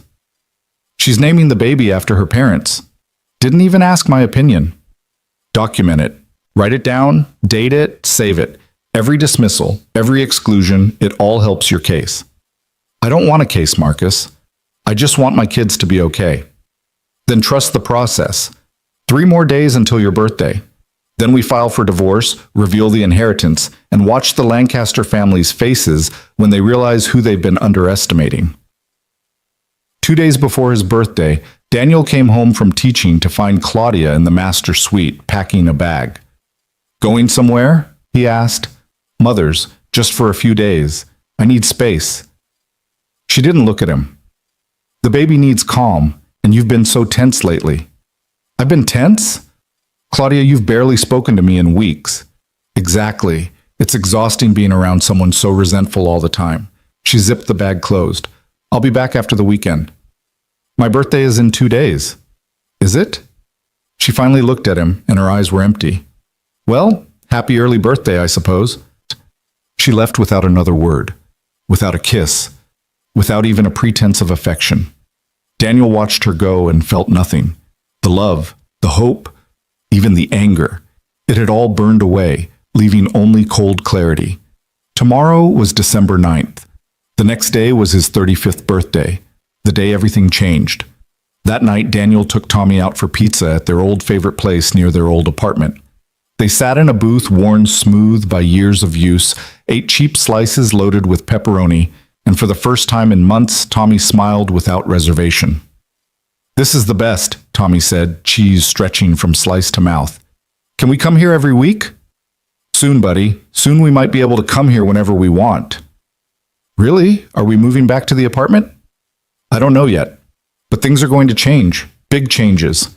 Daniel reached across the table, taking his son's hand. Tomorrow's my birthday. And the day after that, I'm going to have a conversation with Claudia. A big conversation. About leaving? Maybe. Probably. Daniel squeezed Tommy's hand. Are you scared? Tommy thought about it, his face serious. A little, but mostly I'm excited. Is that bad? No, buddy. That's not bad at all. That night, back at the estate, Daniel couldn't sleep. He lay in bed watching the clock tick toward midnight, toward December 10th, toward his 35th birthday, and the inheritance that would change everything. At 11:47 p.m., his phone buzzed. A text from Marcus. Ready? Daniel typed back. Ready. At 11:53 p.m., another text, this one from the estate attorney in Seattle. Transfer is processing. Happy birthday, Mr. Hart. Your uncle would be proud. At 11:59 p.m., Daniel got out of bed and walked to the window. The Lancaster estate spread out before him, lit by carefully placed lights, beautiful and cold and never home. At midnight, his phone chimed with a notification from his bank. One new deposit. Amount: $10,347,892 on 16th.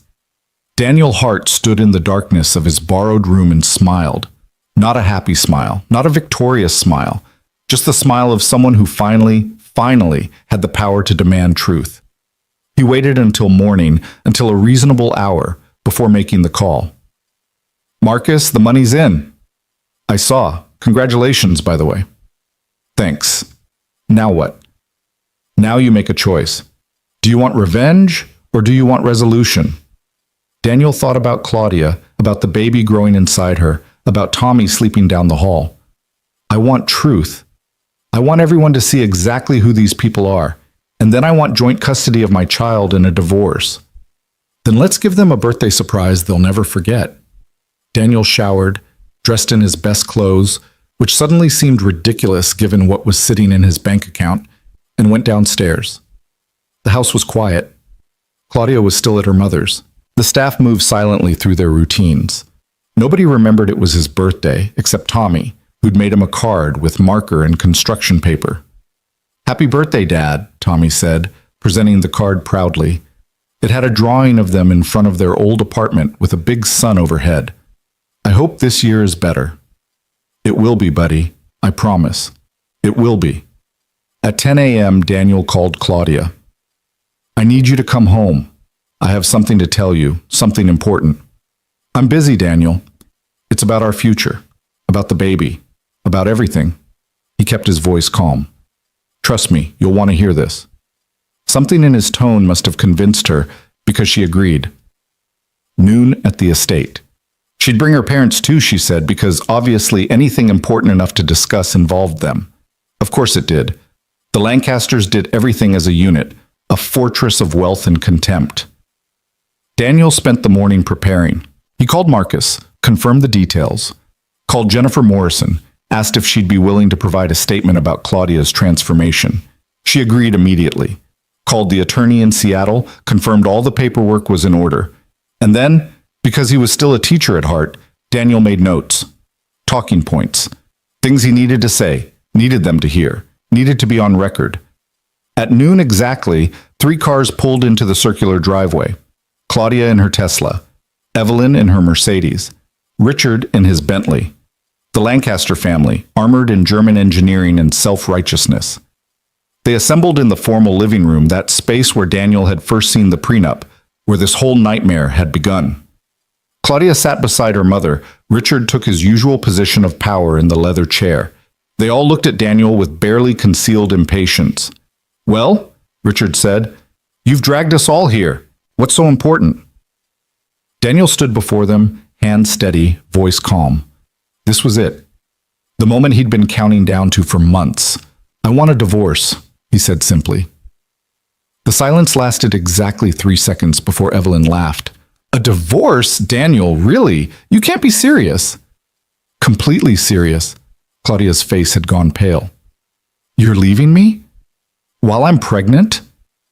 No, Claudia. I'm leaving the version of you that's been revealed over these past months. The person who treats my son like a burden, who measures worth in dollar signs, who is already planning to divorce me and take my child. He watched her face change, saw the moment she realized he'd heard that conversation. Yes, I heard you. In the sunroom, talking about how you'd wait until the baby was born just to make losing custody hurt more. I didn't mean, you meant every word. Daniel turned to Richard and Evelyn. And you two have been complicit in every bit of cruelty. The prenup designed to humiliate me. The constant reminders that I'm not good enough. The treatment of my son as if he's disposable. Richard stood, his face dark with anger. How dare you speak to us this way? We've given you everything. You've given me nothing but contempt. Daniel's voice remained calm, which somehow made it more powerful. But that's not why I'm really here. I'm here to tell you something you don't know, something that changes everything. What could you possibly tell us that would change anything? Evelyn's tone was condescending. You're a teacher. You have nothing. Actually, Daniel said and smiled for the first time since they'd arrived. I have quite a lot. As of midnight last night, I inherited $10 million from my late uncle's estate. The silence that followed was absolute. Claudia's face went white. Evelyn's mouth opened and closed without sound. Richard actually sat back down, hard. You're lying, Richard finally said. This is some kind of joke. No joke? Daniel pulled out his phone, showed them the bank statement. $10,347,892.16. My Uncle James died over a year ago. His will specified the inheritance would transfer on my 35th birthday. Today. He watched them process this, watched the recalculations happening behind their eyes. I've been wealthy this entire time. I just didn't have access to it yet. Why didn't you say anything? Claudia's voice was barely a whisper. Because I wanted to see who you really were. I wanted to know if you'd love me without money, if you'd treat Tommy with kindness, if you'd be the person I thought I married. Daniel looked at his wife, at the mother of his unborn child. You weren't. You showed me exactly who the Lancaster family raised you to be, and I'm grateful for that clarity. Daniel, wait. Claudia stood, moved toward him. This doesn't have to change anything. It changes everything, Daniel said firmly. And here's what's going to happen next. I'm filing for divorce. My lawyers will contest the prenup on the grounds that it was signed under false pretenses. Your lawyers assumed I had no assets when, in fact, I had a substantial inheritance pending, and I'm going to fight for joint custody of our child." "You'll never win," Richard blustered, but his voice lacked conviction. "The prenup is ironclad. The prenup is flawed. My lawyers have already identified multiple issues, but more than that, I have evidence. Months of evidence of Claudia's neglect toward Tommy, her statements about planning to exclude me from our child's life. Witnesses who will testify to her transformation from the kind woman I dated to the cruel person she became." Daniel looked at each of them in turn. "I don't want your money. I never did. I just want to be a father to both my children. And I want Tommy to grow up knowing that kindness matters more than bank accounts." Claudia was crying now, real tears streaming down her face. "Daniel, please. I love you. I can change. I can be better." "Can you?" Daniel asked quietly. "Because I've given you months to show me that, and you've chosen cruelty every single time." "I was scared," Claudia sobbed. "Scared of disappointing my parents, scared of not being good enough, scared of everything. But I can change. Give me a chance to prove it." Daniel looked at her, at the woman he'd loved, at the mother of his unborn child. He thought about walking away clean, about taking his money and his son and starting over somewhere far from the Lancaster empire. But then he thought about the baby, his child, who hadn't asked for any of this, who deserved better than parents who hated each other, who deserved at least the chance of a family. "1 month," Daniel heard himself say. "You get 1 month to prove you can change." "But there are conditions." "Anything," Claudia said desperately. "I'll do anything. You move out of this estate. You cut yourself off from your parents' money. You get a real job, not some vanity position at one of your father's companies. You learn to be a mother to Tommy, to actually care about him instead of seeing him as an obstacle. And you prove to me that you can value character over wealth." "That's impossible," Evelyn gasped. "Claudia can't survive without—" "Then she's not worth saving," Daniel said flatly. "And I'll raise our child to understand that people's worth isn't measured in their bank accounts." He walked toward the door, then paused and looked back at Claudia one final time. "You have until January 10th, 1 month from today. Show me the woman I fell in love with still exists somewhere under all this Lancaster conditioning." He pulled out an envelope, handed it to her. "This is the address of a modest apartment I've rented. It's in a normal neighborhood with normal people. Tommy and I will be there.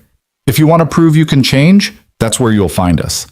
He walked out of the Lancaster estate without looking back, went upstairs, and found Tommy reading in their shared room. "Hey, buddy, want to go home?" Tommy's face lit up like sunrise. "Really? Right now?" "Right now. Pack your important stuff. We're leaving." They packed quickly. Clothes, books, Tommy's action figures, the few things that mattered. The expensive toys Evelyn had bought, the designer clothes, the trappings of Lancaster wealth. They left it all behind. As Daniel loaded the last box into his Honda, Marcus pulled up in his own car. "You did it," Marcus said, grinning. "You actually did it." "Did I? Or did I just make the biggest mistake of my life?" "Giving her a chance to prove herself? That's not a mistake. That's mercy." Marcus helped lift the box. "Though I gotta say, I didn't see that coming. I thought you'd walk away for sure." "I thought I would too." Daniel looked back at the mansion, at the life he was leaving behind. "But I keep thinking about the baby, about what Sarah would want me to do. She'd want me to fight for family, to give people a chance to be better than they are." "Sarah was a better person than most of us," Marcus said gently. "Yeah, she was." Daniel opened the car door. "Come on, Tommy, let's go home." They drove away from the Lancaster estate as afternoon light slanted through winter trees. In the rear-view mirror, Daniel could see Claudia standing in the doorway, watching them go. She looked small and lost, and maybe, just maybe, like she was beginning to understand what she'd almost thrown away. But understanding and changing were two different things, and Daniel had no idea which way this would go. All he knew was that in 1 month, on January 10th, he'd have his answer. Either Claudia would prove that people could change, could choose love over money, could become who they should have been all along, or Daniel would file for divorce, fight for his children, and build a life that measured success by laughter and kindness instead of net worth and social status. Either way, he was finally free. Free from pretense. Free from performing. Free to be exactly who he'd always been, a teacher, a father, a man who'd loved and lost and learned that some things were worth more than any inheritance. $10 million sat in his bank account. But driving toward their new apartment with Tommy humming beside him and hope flickering like a candle in a dark room, Daniel understood that the real fortune had nothing to do with money. It was measured in second chances, in the possibility of redemption, in the fierce love between a father and son. And in exactly 30 days, Daniel would know if that fortune was worth sharing or if he'd be building it alone with the people who'd always truly mattered. The apartment Daniel had rented was nothing like the Lancaster estate. It was a modest two-bedroom in a working-class neighborhood called Riverside, the kind of place where kids rode bikes in the parking lot and neighbors borrowed sugar. The walls were beige, the carpet was worn, and the kitchen faucet had that familiar drip Daniel remembered from their old place. Tommy stood in the doorway of his new room and smiled wider than he had in months. "It's perfect, Dad," he said, running to test the bed. "I can hear you in the next room. I won't be scared at night." Daniel felt something tight in his chest loosen. "Yeah, buddy, no more east wings." They spent the afternoon unpacking, arranging furniture, making the space feel like home. Daniel had bought basic necessities, sheets, dishes, a used couch from a consignment shop. After months of Lancaster excess, the simplicity felt like medicine. That evening, they ordered Chinese takeout and ate on the floor because the dining table hadn't been delivered yet. Tommy used chopsticks and laughed when he dropped noodles, and Daniel thought about how much he'd missed this, the easy comfort of their small life together. "Do you think Claudia will come?" Tommy asked, swirling lo mein around his fork. "I don't know, buddy. I honestly don't know." "Do you want her to?" It was the question Daniel had been asking himself since he'd walked out of the Lancaster estate. Did he want Claudia to prove she could change? Or had he given her an impossible test, setting conditions he secretly hoped she'd fail so he could walk away with a clear conscience? "I want her to try," Daniel said finally. "For the baby's sake. For your sake, even. Everyone deserves a chance to be better than they are." "Grandma Sarah used to say that," Tommy observed. "She said people could surprise you if you gave them room to grow." "Your mom was full of wisdom. I miss her." "Me too, buddy. Every single day." 3 days passed. Daniel returned to teaching at Millbrook High, where his colleagues welcomed him back with knowing looks and quiet support. Word had gotten around somehow, maybe through Mrs. Chen, maybe through the neighborhood grapevine, that Daniel had left his wealthy wife. Nobody asked for details, but the lunchroom ladies started packing extra food in Tommy's lunch, and the principal mentioned that the school had recently received an anonymous donation for their struggling families fund. Daniel didn't mention the $10 million sitting in his bank account. That money felt abstract still, like numbers on a screen rather than something real. He'd grown up without wealth, built his life on a teacher's salary, and the inheritance hadn't changed his daily routine. He still drove his Honda, still shopped at the discount grocery store, still lived like the person he'd always been. On the 4th day, a knock came at the apartment door. Daniel opened it to find Claudia standing in the hallway, wearing jeans and a simple sweater he didn't recognize. No designer labels visible. No jewelry except her wedding ring. She had a single suitcase beside her and looked terrified. "Hi," she said quietly. "Can I come in?" Daniel stepped aside. Claudia entered slowly, taking in the modest space with wide eyes. This was probably the smallest home she'd been in since college. "Where's Tommy?" she asked. "At Mrs. Chen's, our neighbor. She watches him sometimes after school." Daniel crossed his arms. "You came. You said 1 month. I'm here to start it." Claudia set down her suitcase. "I found a job. It starts Monday. Nonprofit work, helping coordinate community programs. The pay is terrible, but they said I could learn." Daniel felt surprise flicker through him. "You got a job already?" "I called Jennifer Morrison. She works in nonprofit development. Did you know that? She's been wanting to get back in touch for years, but Mother always discouraged it. Said Jennifer was beneath us now." Claudia's voice cracked slightly. "Jennifer helped me. Even after how I treated her, she helped me. That's what good people do. I'm learning that. Claudia looked around the apartment again. Where will I stay? I don't want to impose. The couch pulls out. You can sleep there. Daniel's tone was firm. I'm not sharing a room with you, Claudia.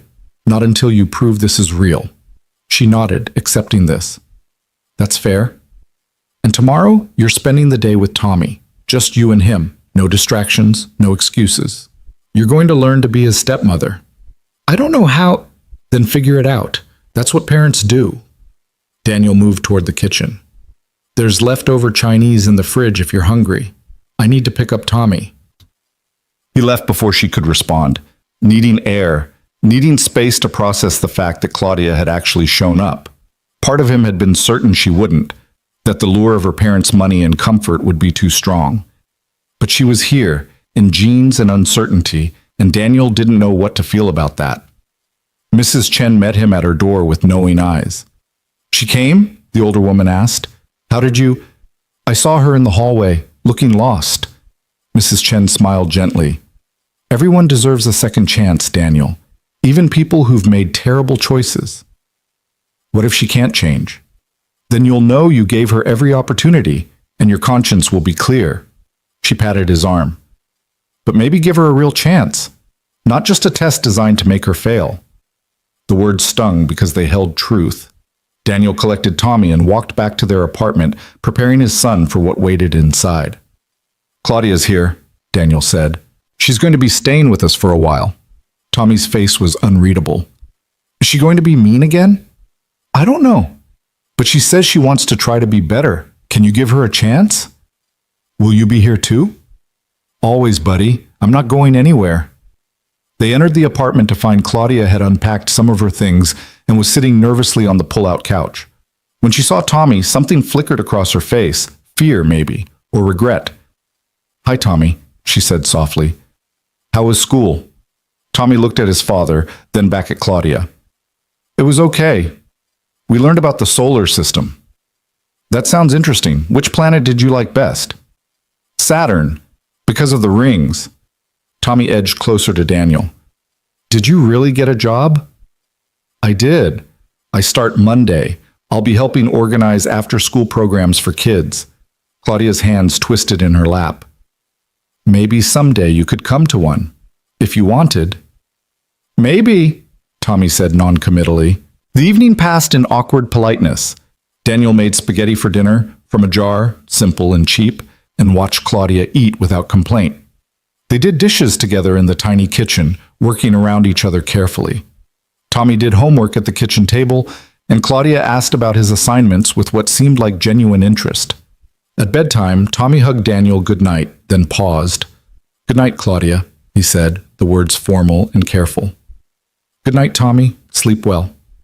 After Tommy's door closed, Daniel and Claudia sat in the living room with the uncomfortable silence of two people who'd shared a bed but no longer knew how to talk to each other. Thank you, Claudia finally said, for giving me this chance.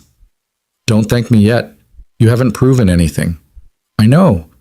She pulled her knees up, looking young and vulnerable in a way she never had at the estate. Daniel, I need to tell you something about the baby. Daniel's stomach dropped. What about the baby? Nothing's wrong medically. The baby's fine. But I've been thinking about what you said, about how I was already planning to use our child as a weapon against you, about naming the baby without your input. She took a shaky breath. I don't want to be that person. I don't want to be my mother. Then don't be. It's not that simple. I've spent my whole life learning to be her, learning that worth is measured in net worth, that people like you, people with character and kindness, are naive. Weak. Claudia's eyes filled with tears. But watching you walk away, seeing you choose Tommy over wealth, over comfort, over everything my family said mattered, it broke something in me. Or maybe it woke something up. I don't know which. Why did you agree to the prenup? Daniel asked. In the beginning, when you and I first started dating, you seemed different, real. What changed? Claudia was quiet for a long moment. I got scared. We were getting serious, and I knew if I brought you home, my parents would never approve. So I started pulling away from the person I was with you. started remembering all the lessons they'd taught me about protecting myself, about the importance of family legacy.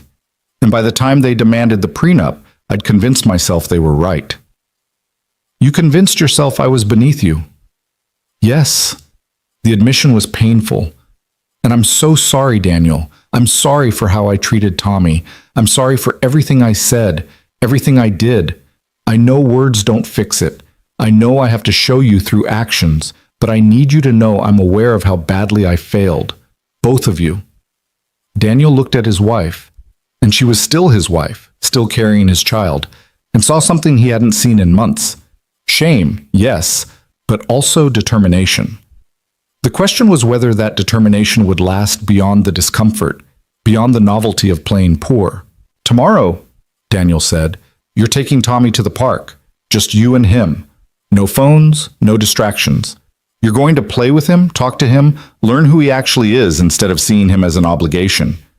I can do that. Can you? Because Tommy's been through enough, Claudia. He lost his mother. He's been treated like an inconvenience by your family for months. If you're going to be in his life, you need to actually care about him. Not perform caring, actually care. I want to, Claudia whispered. I want to learn how. The next morning, Daniel watched from the apartment window as Claudia and Tommy walked toward the park 3 blocks away. Tommy's body language was stiff, uncertain. Claudia walked beside him with visible nervousness. Daniel wanted to follow them, to supervise, to protect his son from more disappointment, but that would defeat the purpose. Claudia needed to figure this out on her own. They were gone for 2 hours. Daniel graded papers, checked his phone obsessively, and tried not to imagine all the ways this could go wrong. When they returned, Tommy was smiling. Dad, Claudia pushed me on the swings and I went so high, and we fed the ducks and she taught me how to skip rocks. Tommy's excitement was genuine, unforced. She's actually pretty cool when she's not at the mansion. Claudia stood behind Tommy and her expression was complicated, happy but also sad, as if she was realizing how much she'd missed. We had a good time, she said simply. I can see that. After Tommy ran to his room to change out of his muddy clothes, Claudia approached Daniel. He told me about Sarah, she said quietly, about how she used to take him to that park, about their favorite bench, their favorite duck. He's been carrying so much grief, and I never even asked about it. I just saw him as your baggage, instead of as a little boy who lost his mother. And now? Now I see him, Claudia's voice broke. I see him, and it breaks my heart that I wasted so much time being cruel when I could have been building something real. It was a start. Not forgiveness, not resolution, but a start. The days that followed established a rhythm. Claudia went to her new job where, according to Jennifer's reports, she was struggling but trying. She came home exhausted, unused to actual work, but she didn't complain. She spent evenings with Tommy, helping with homework, learning his favorite books, asking about his day with what seemed like genuine interest. Daniel watched it all with cautious hope and persistent doubt. Was this real change or elaborate performance? Was Claudia becoming a better person, or just playing a role until she could reclaim her old life? 2 weeks into the month, Richard Lancaster showed up at the apartment.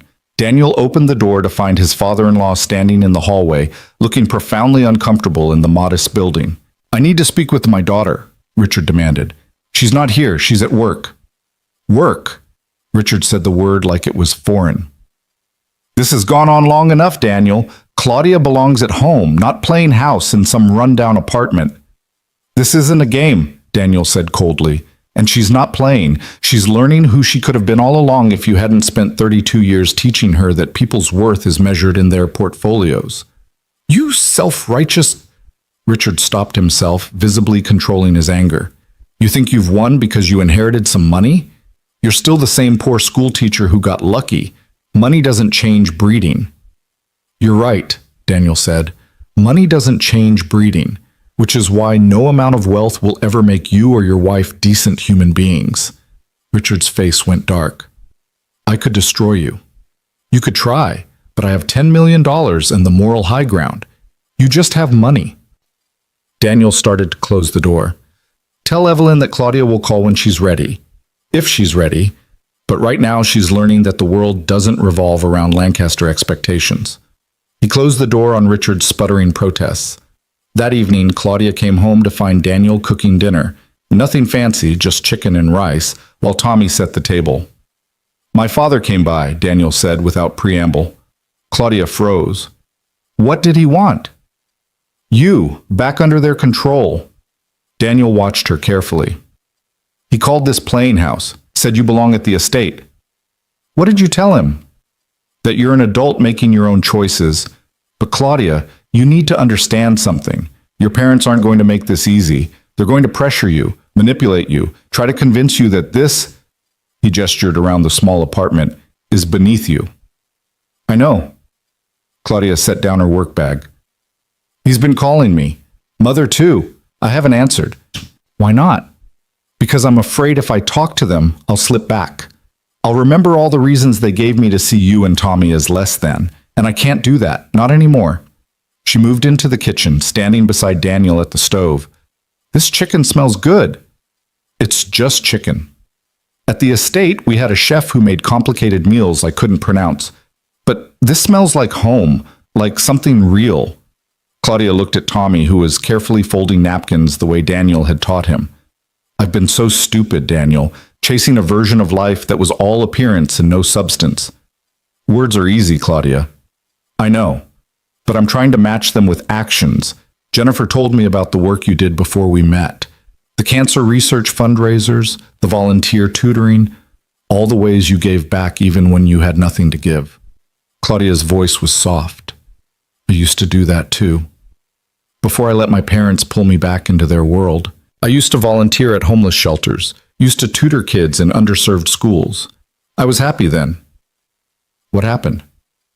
"I fell back into their orbit, started caring what they thought, what their friends thought, started measuring my worth by their standards instead of my own."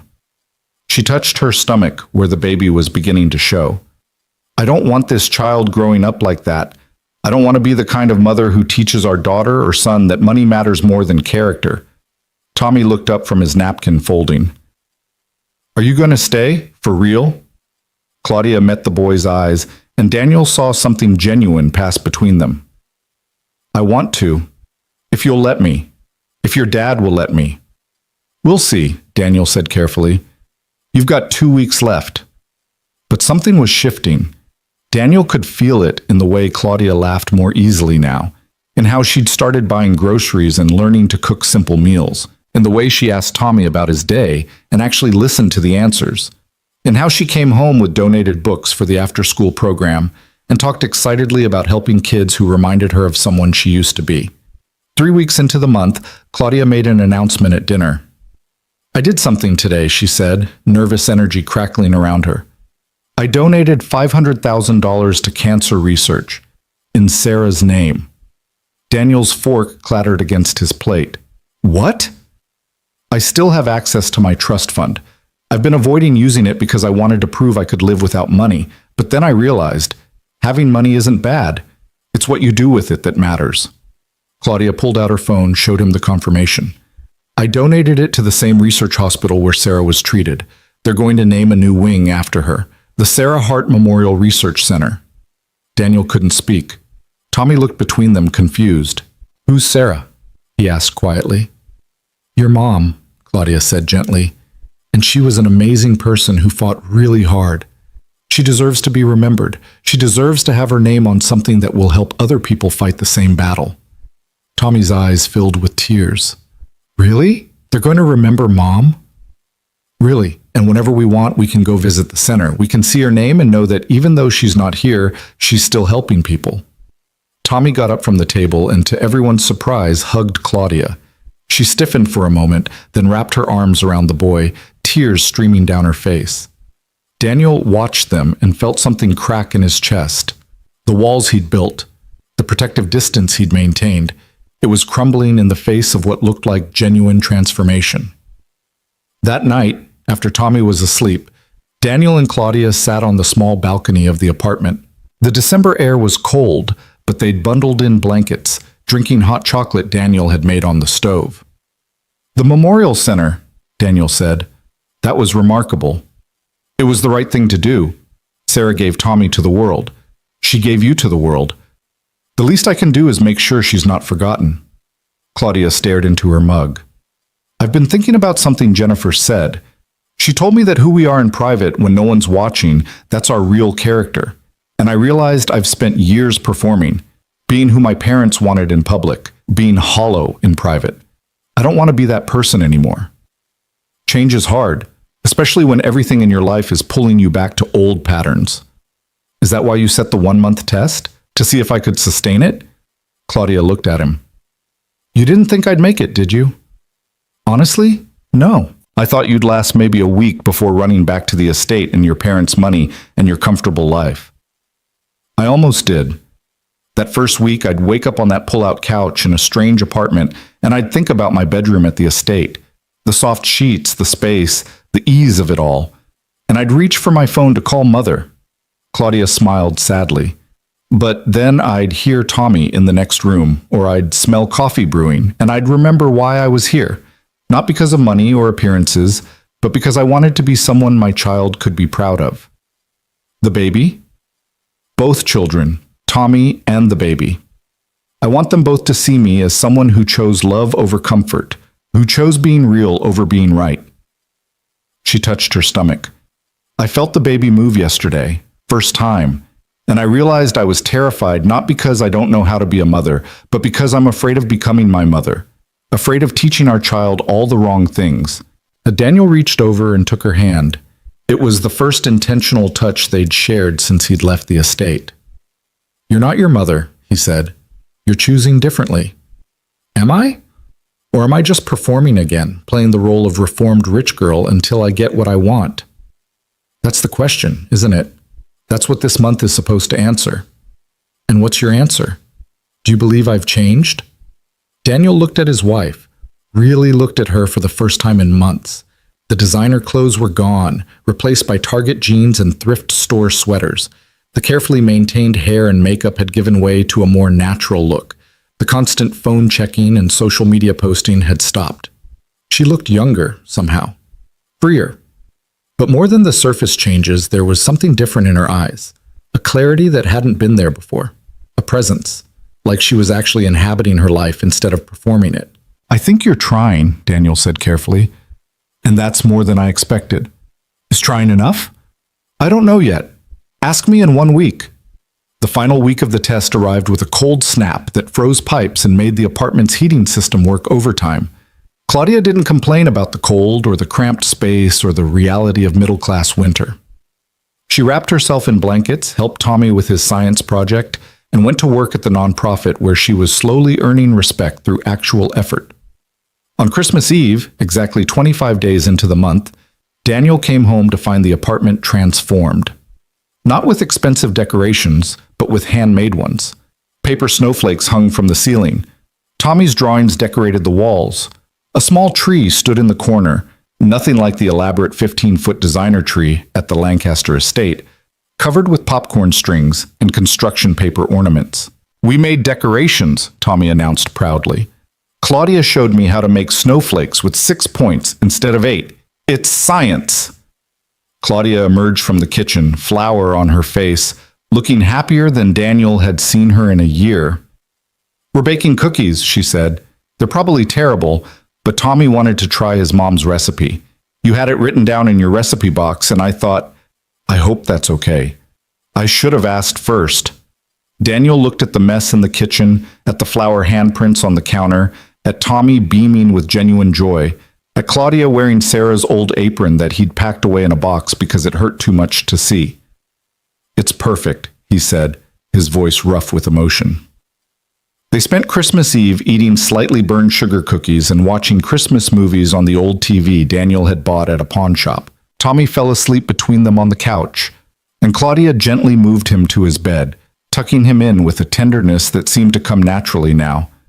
He's a special kid, she said when she returned to the living room. Yeah, he is. I almost missed knowing him. I almost threw away the chance to be part of his life because I was so focused on what my parents would think. Claudia sat beside Daniel, carefully maintaining some distance. I'm not asking for forgiveness. I know I haven't earned that. But I want you to know I see what I almost lost. And I'm grateful you gave me this chance to see it. Christmas morning arrived with snow and the sound of Tommy's excited footsteps. Daniel had bought modest presents, books, art supplies, a new bike from the secondhand store. Claudia had somehow found Sarah's favorite children's book in a first edition and wrapped it for Tommy with a note. From one book lover to another, love, Claudia. Tommy cried when he opened it, clutching the book to his chest. Mom used to read this to me, he said through tears, every night when I was little. I know, Claudia said softly. Your dad told me, and I thought maybe we could read it together sometimes, if you want, not to replace your mom, but to remember her. Tommy looked at Claudia for a long moment, then nodded. I'd like that. That evening, Evelyn Lancaster called. Claudia answered this time, stepping onto the small balcony for privacy. Daniel could hear muffled voices through the glass door, Evelyn's sharp tones, Claudia's quieter responses. The conversation lasted 10 minutes and ended with Claudia simply hanging up. She came back inside, her face pale but determined. Mother demanded I come home for New Year's, said this experiment in poverty has gone on long enough. Claudia met Daniel's eyes. I told her no. I told her I'm building a life that matters, with people who matter, and that's more important than maintaining appearances at a party full of people who measure worth in stock portfolios. What did she say? That I'm making the biggest mistake of my life, that I'm throwing away everything they've built for me. Claudia's voice shook slightly. That if I don't come home by New Year's, I'll be cut off from the family entirely. How do you feel about that? Terrified. Relieved. Both. She touched her stomach. But I realized something today. Watching Tommy open that book. Watching him smile without fear or reservation. This is what family is supposed to feel like, not performance, not obligation, just people who care about each other, trying their best. December 31st arrived, exactly 1 month since Daniel had walked out of the Lancaster estate. He woke that morning knowing the test was officially over, knowing he needed to make a decision about their future. Tommy was at Mrs. Chen's for a New Year's Eve sleepover with her grandkids. Claudia and Daniel had the apartment to themselves for the first time since she'd arrived. They sat at the small kitchen table with coffee and the weight of unspoken questions. It's been a month, Claudia said quietly. I know you need to make a decision about us, about whether you believe I've changed. Daniel had spent the past month watching his wife transform. Or had she transformed? Had she simply revealed who she'd been all along, buried under years of Lancaster conditioning? He didn't know which, and he wasn't sure it mattered. What mattered was the woman sitting across from him now, the woman who'd donated $500,000 to cancer research, who'd learned to make Tommy laugh, who came home exhausted from real work and didn't complain, who'd chosen love over comfort every single day for 30 days. I've been thinking about something Sarah used to say, Daniel began. She said that people show you who they are through their choices, not their words, not their intentions, but their actual choices when things get hard. And what have my choices shown you? That maybe the woman I fell in love with wasn't an act. Maybe she was always there, just buried under pressure and expectations and fear. Daniel reached across the table, took Claudia's hand. You've made hard choices this month. You've chosen discomfort over ease. You've chosen Tommy over your parents' approval. You've chosen to be someone our child can be proud of. Does that mean... Claudia's voice broke with hope. It means I believe you've changed. Or more accurately, that you've become who you were meant to be before your family convinced you that wealth was worth more than character. Daniel squeezed her hand. But Claudia, you need to understand something. I'm not going back to the Lancaster estate. I'm not going to live under your parents' roof or their rules. If we're going to make this work, it has to be on our terms. I don't want to go back either, Claudia said quickly. I want this apartment, this life, this honesty. I want to raise our children in a home where kindness matters more than appearances. Even if it means being cut off from your family? They cut themselves off from me the moment they demanded I value money over morals. Claudia's voice was steady now, certain. I choose us. I choose Tommy and this baby and you. I choose being real over being comfortable. Daniel felt something loosen in his chest, some knot of grief and anger and fear finally releasing. This wasn't the ending he'd expected when he'd signed that prenup a year ago. It wasn't even the ending he'd expected when he'd walked out of the estate a month ago. But maybe it was the ending Sarah would have wanted. Second chances. Redemption. The fierce choice to become better than you were.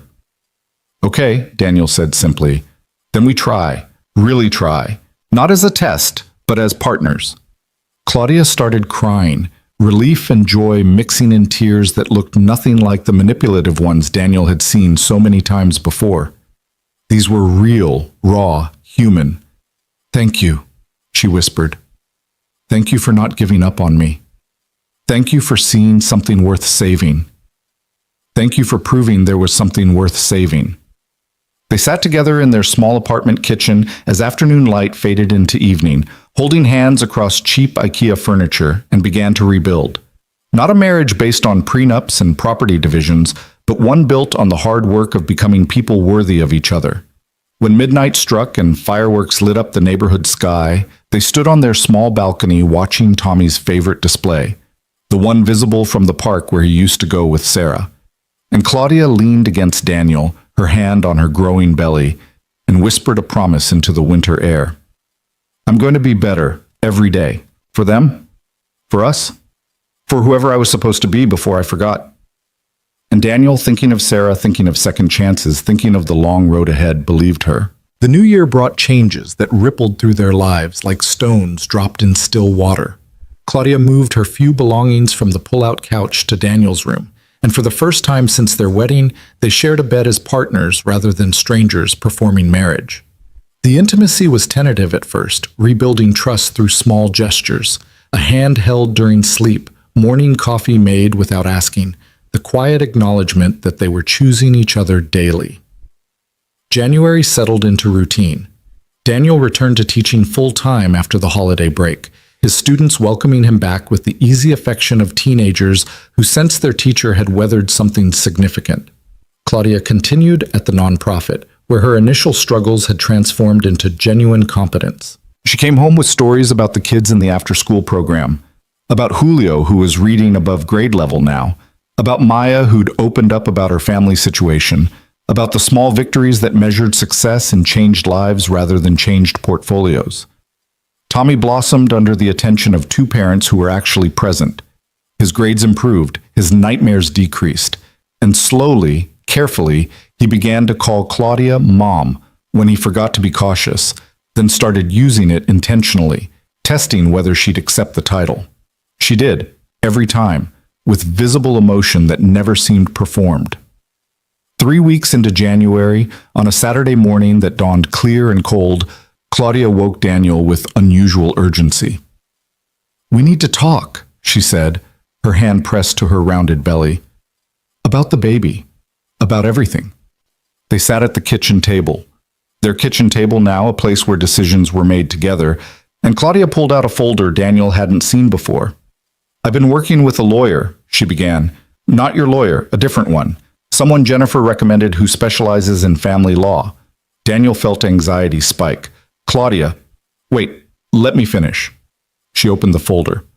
I want to void the prenup entirely. Not contest it, not modify it. Void it. It was built on assumptions that were false, yes, but more than that, it was built on values I don't want anymore.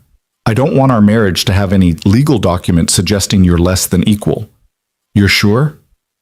Completely sure.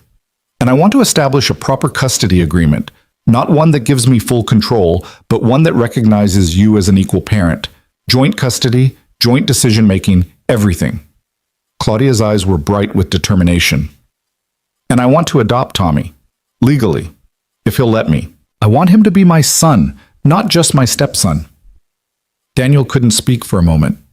You want to adopt Tommy? I want him to know he's chosen, not tolerated, not accommodated, but chosen. I want him to have a mother again, if he'll have me. I know I can never replace Sarah, I would never try, but I can be someone who loves him completely. Claudia's voice broke. He asked me the other day if I'd still be his mom if you and I got divorced, and my heart broke because he's spent so long being afraid people will leave him. I want to legally promise I won't, ever. What did you tell him? I told him I'd love him no matter what happened between you and me, that he's stuck with me now. She smiled through tears, and he hugged me, Daniel, really hugged me and whispered, "I love you, Mom," so quietly I almost didn't hear it. Daniel felt his own eyes burning. He said that? He said that. And I realized I'd been so focused on proving myself to you that I hadn't understood the real gift you'd given me. Not another chance at our marriage, but the chance to be Tommy's mother, to love a child who knows what loss feels like and chose to trust me anyway. They sat in their small kitchen, crying together, as morning light streamed through windows that overlooked a parking lot instead of manicured grounds. And Daniel understood that wealth had never been about money. It had always been about this: people choosing each other, choosing love, choosing to be better than circumstances suggested they should be. The adoption process began that week. Tommy was involved in every step, his opinion valued, his feelings prioritized. When the social worker asked if he wanted Claudia to be his legal mother, he said yes without hesitation. "She's already my mom in my heart," Tommy explained with the simple wisdom of 8-year-olds. "This just makes it official." February brought Valentine's Day and Claudia's birthday.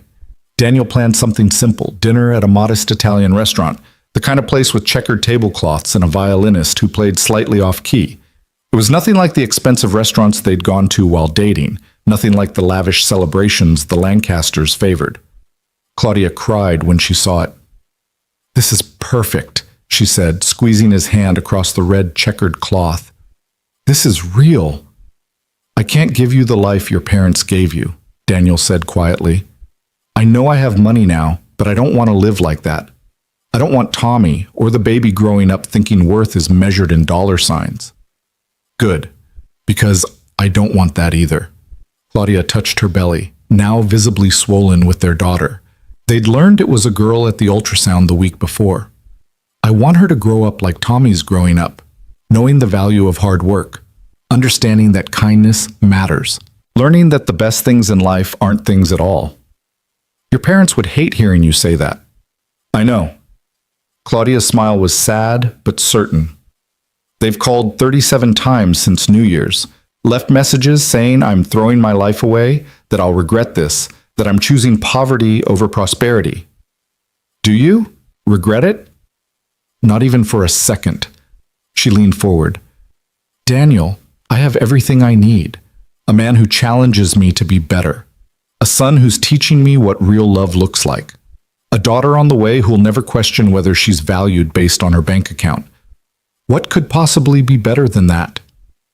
They ate cheap pasta and shared a dessert and walked home through February cold, and Daniel thought about how happiness had nothing to do with square footage or thread count.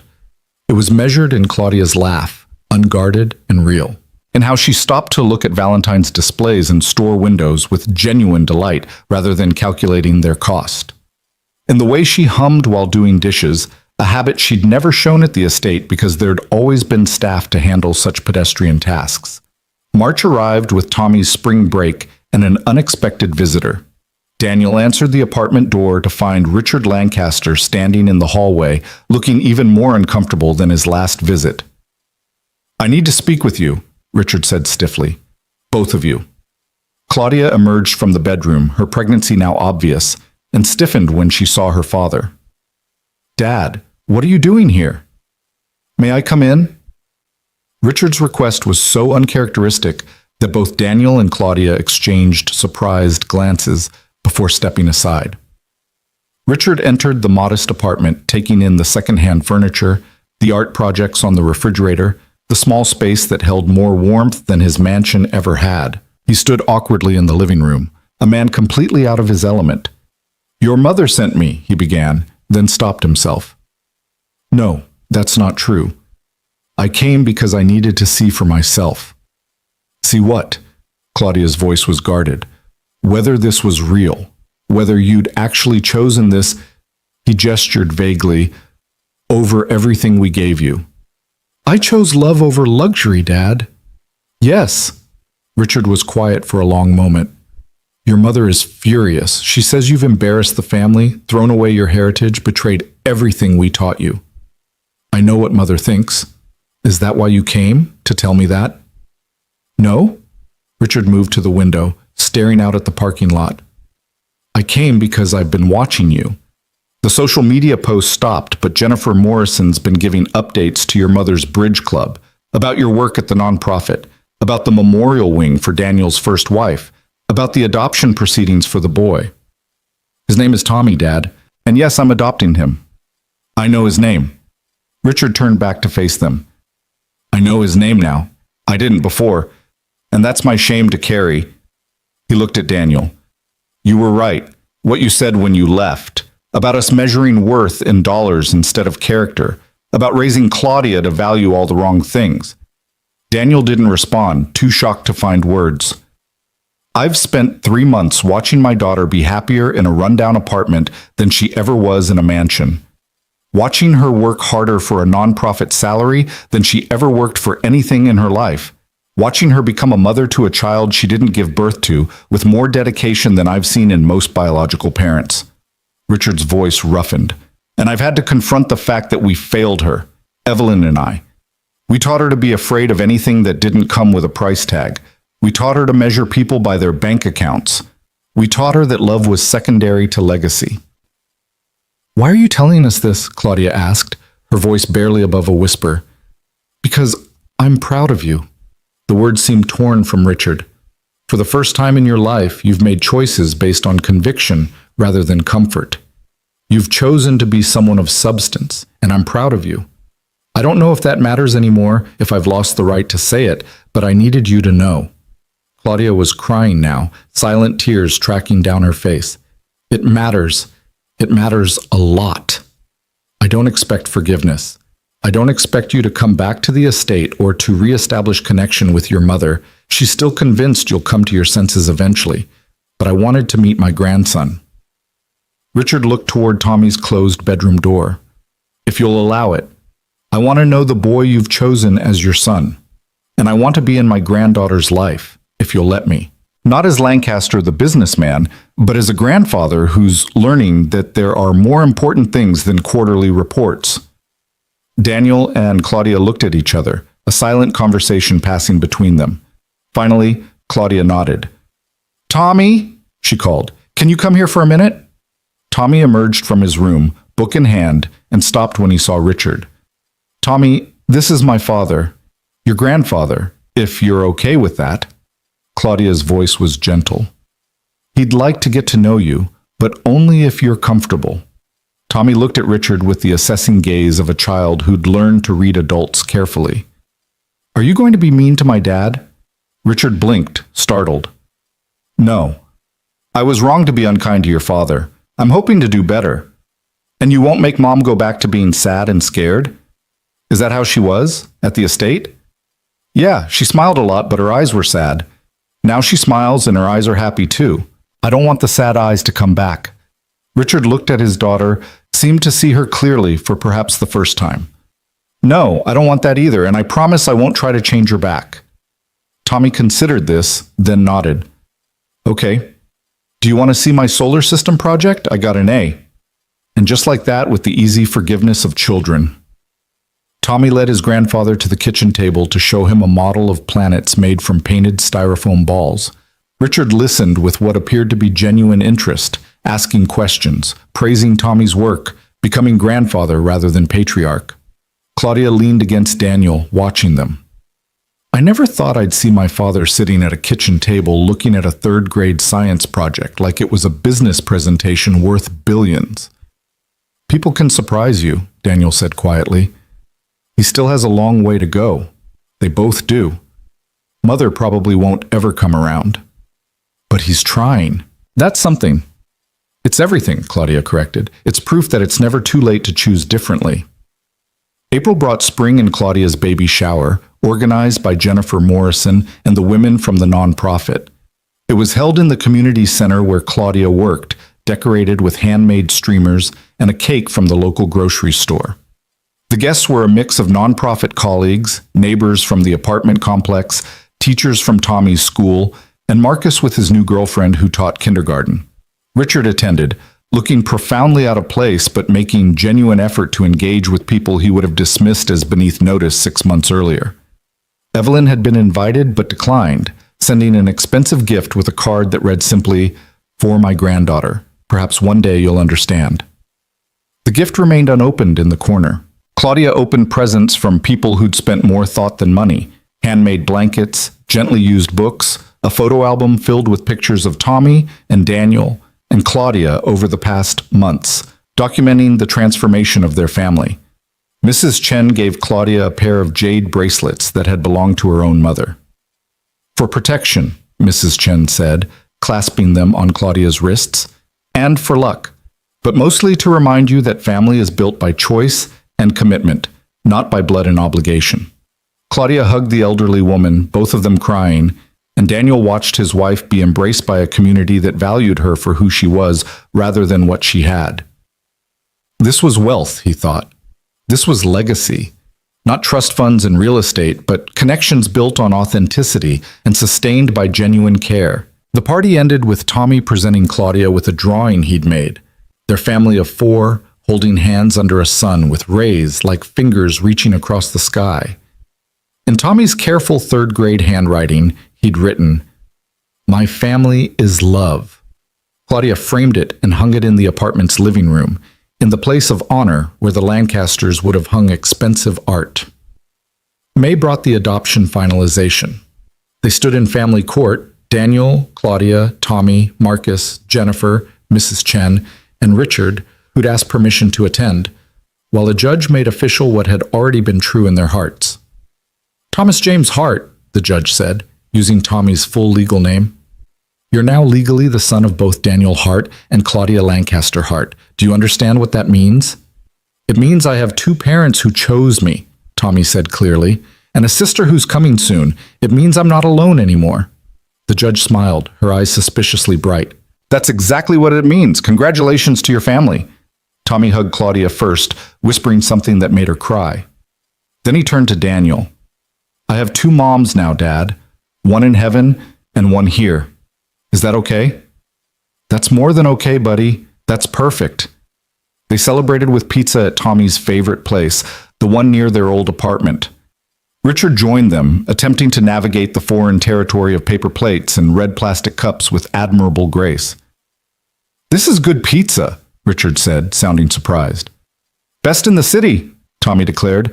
"Way better than the fancy food at your mansion." "You might be right about that." Watching her father eat cheap pizza with tomato sauce on his chin, while Tommy explained why pepperoni was scientifically the superior topping, Claudia felt a wave of emotion so strong she had to step outside for air. Daniel followed, finding her on the sidewalk, one hand on her very pregnant belly, crying and laughing simultaneously. "You okay?" "I'm perfect. I'm watching my father be human for maybe the first time in his life. I'm legally Tommy's mother. I'm about to have a baby girl who will grow up knowing that kindness matters more than bank accounts." Claudia wiped her eyes. "How did this become my life? How did I get so lucky?" "You chose it. You fought for it. You earned it." "We earned it," she corrected. "You could have given up on me. You should have given up on me. But you didn't, and that made all the difference." June arrived with heat and urgency. Claudia's due date was the 15th, but Grace Elizabeth Hart, named not after Evelyn Lancaster, but after Sarah's middle name, a choice Claudia made to honor the woman who'd loved Daniel first, decided to arrive 3 days early. Daniel was teaching when he got the call from Jennifer. Claudia's water had broken at work. She was heading to the hospital. He needed to come now. He left his classroom in the capable hands of another teacher, collected Tommy from school, and drove to the hospital where Marcus met them with calm efficiency. Richard arrived shortly after, having been called by Jennifer, looking terrified in a way corporate boardrooms had never managed to achieve. "Is she okay? Is the baby okay?" "She's fine," Jennifer assured him. "Labor's progressing normally. She's asking for Daniel and Tommy." They found Claudia in a labor and delivery room, breathing through contractions with determined focus. Her face lit up when she saw them. "You came," she said to Richard, genuine surprise in her voice.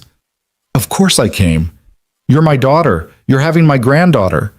Richard moved to her bedside awkwardly, clearly unsure what to do. "I'm proud of you, for all of it, for being strong enough to rebuild yourself." "I love you, Dad," Claudia said through tears and pain. "Even when I was angry, even when I was hurt, I never stopped loving you." "I love you too. I should have said it more." Should have shown it better. Richard looked at Daniel. Take care of my girls. Always, Daniel promised. Tommy held Claudia's hand through contractions, his small face serious with the weight of being part of something miraculous.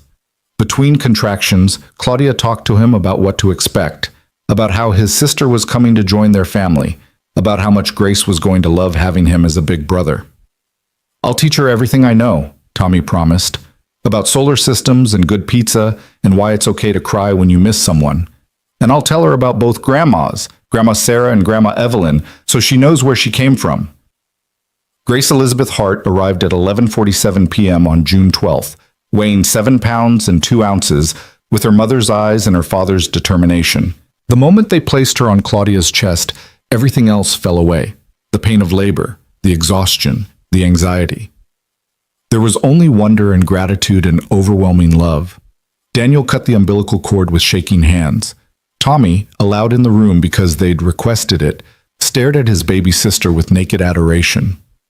She's so small, he whispered. I'm going to protect her forever. I know you will, buddy. Richard stood in the corner crying openly, all corporate stoicism abandoned in the face of new life and second chances.